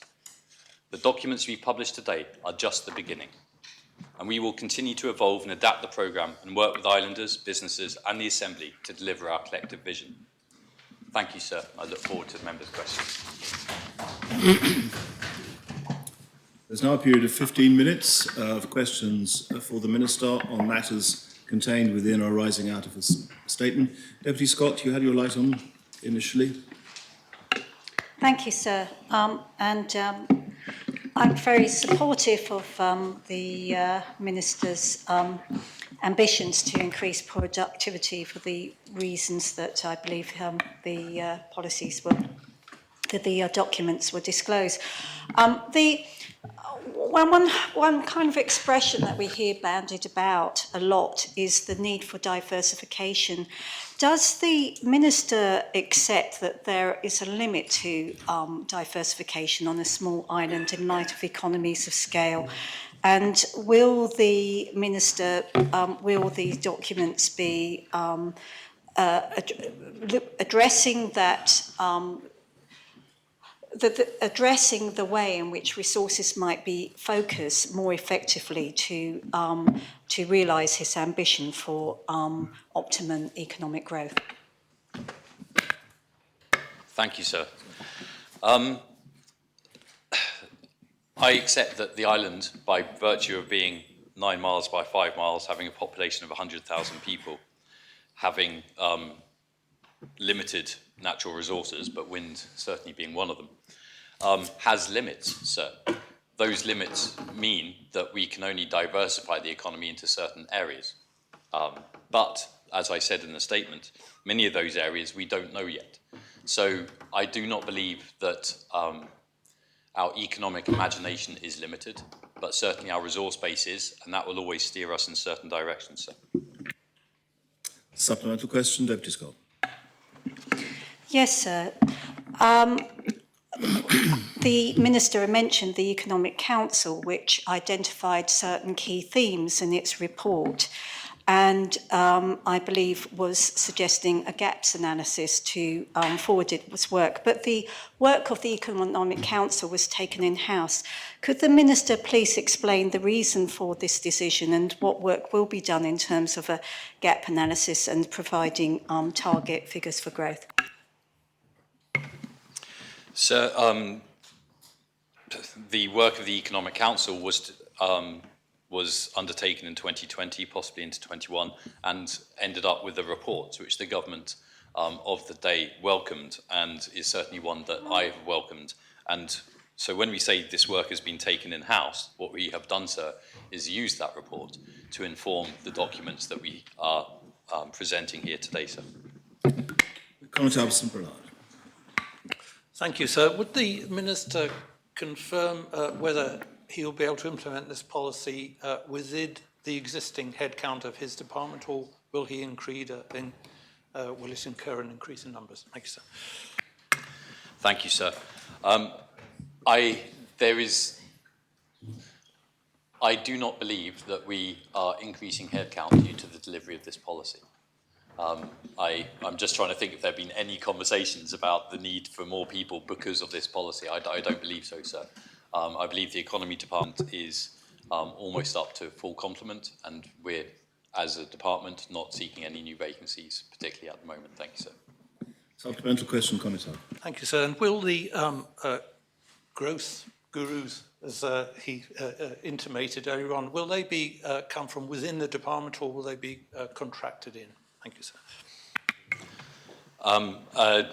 So we have a fantastic economy department, and the economy team, which includes the analysis as well as the future economy program team, is a superb team. At the moment, I understand the work is being done in-house, but where it is necessary or preferable to contract people in, we will do that. But I don't, again, at this time, I have no particular knowledge that we are seeking to contract anyone in for that piece of work, sir. Deputy Lewis.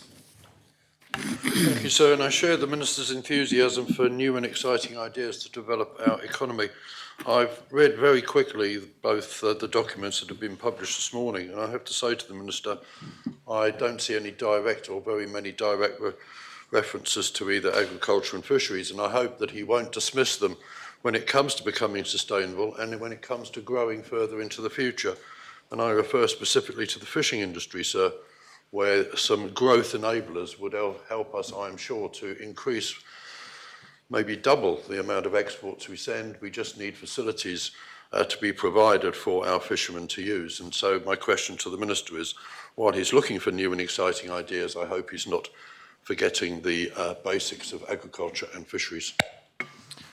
Absolutely not, sir. Agriculture and fisheries are very much in these programmes. I would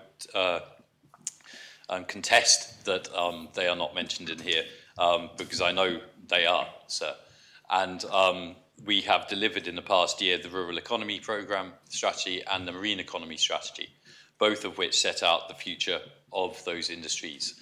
I'm really pleased that we work closely with both sectors and the leaders of both sectors, and on the marine economy particularly, both in the rural economy and the marine economy, we have a regular forum with those industry leaders, sir. We will continue to do that, and we will continue to evolve those industries, and that is what I find exciting about these, but we will do so in a sustainable manner, and I think that is something that everyone from those sectors buys into. Supplemental question. Deputy Rob Ward.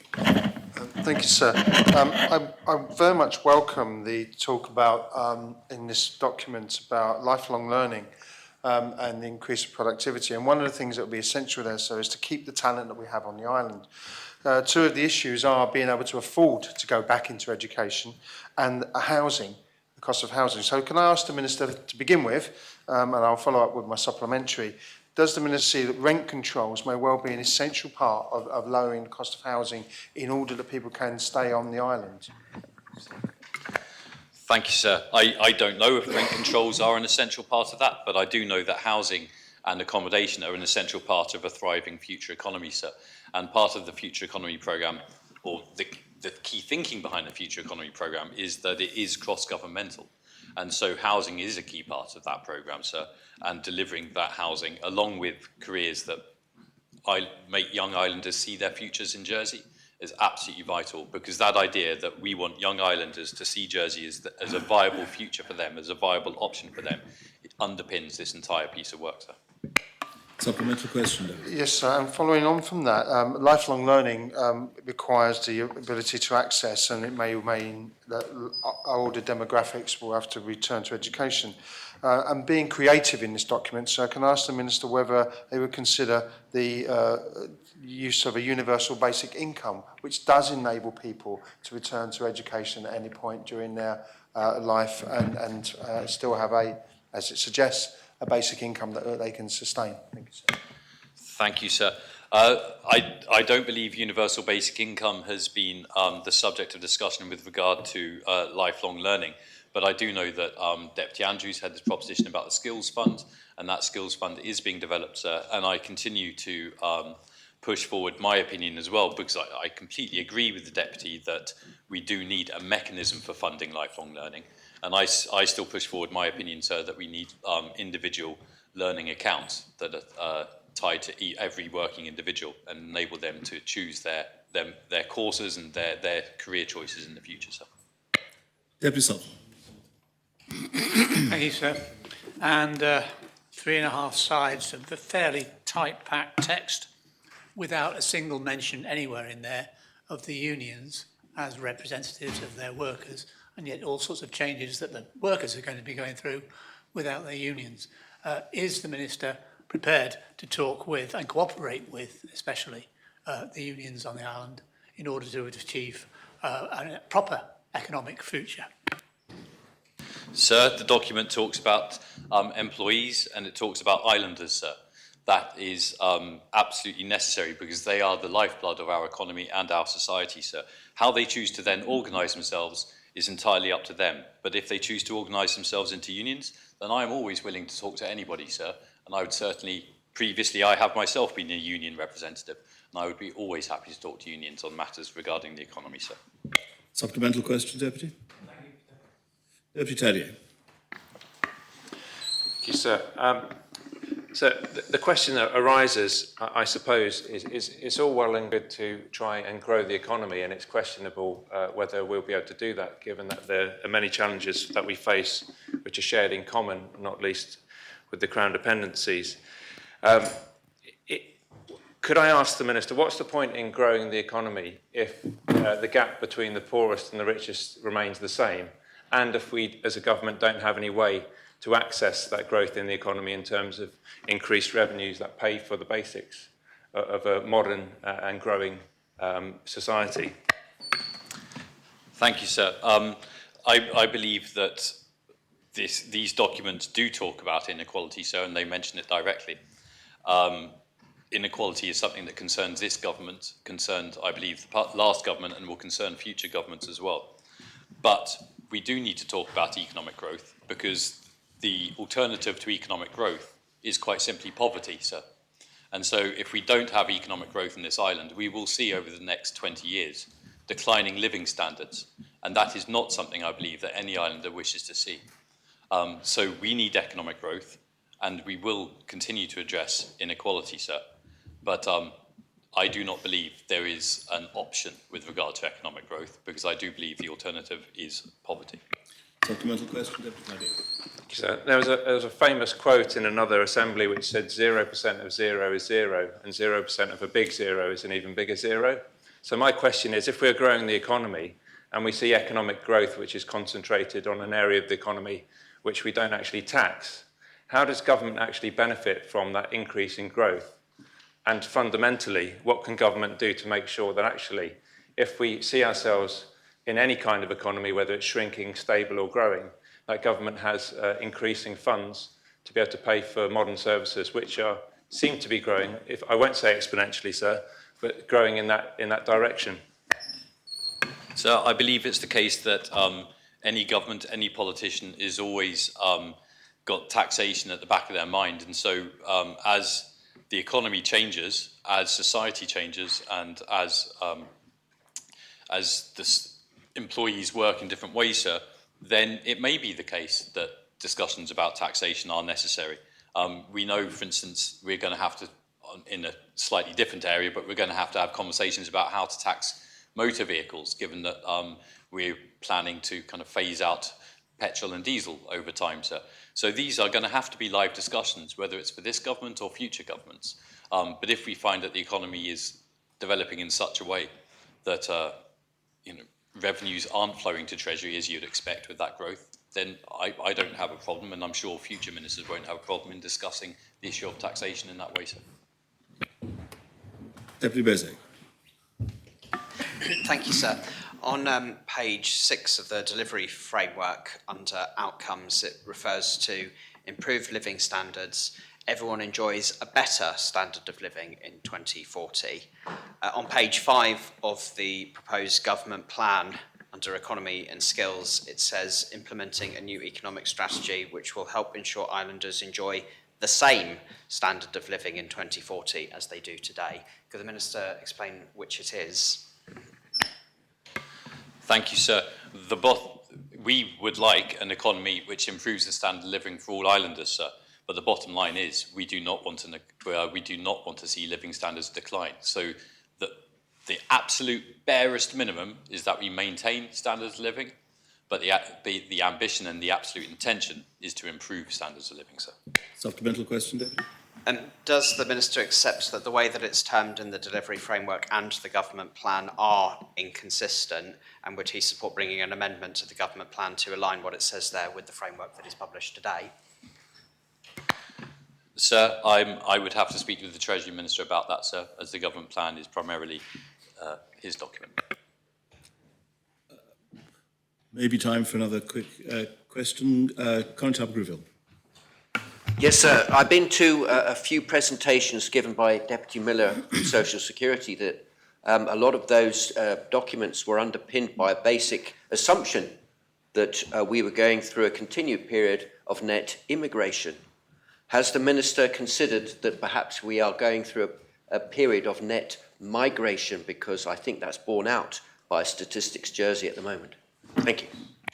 Thank you, sir. I would have to defer to Statistics Jersey to understand the population and where we are at the moment. One of the key elements that this government has tried to bring in is better data collection in all areas of our society and our economy, sir, because there is no question data has been poor and over the years and been difficult. Most governments have not really had an understanding of where the population is.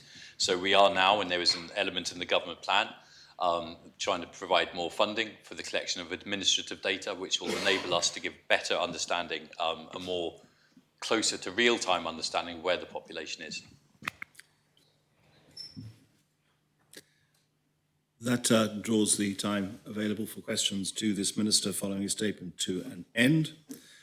We are now 10 minutes approximately before the usual time for adjournment.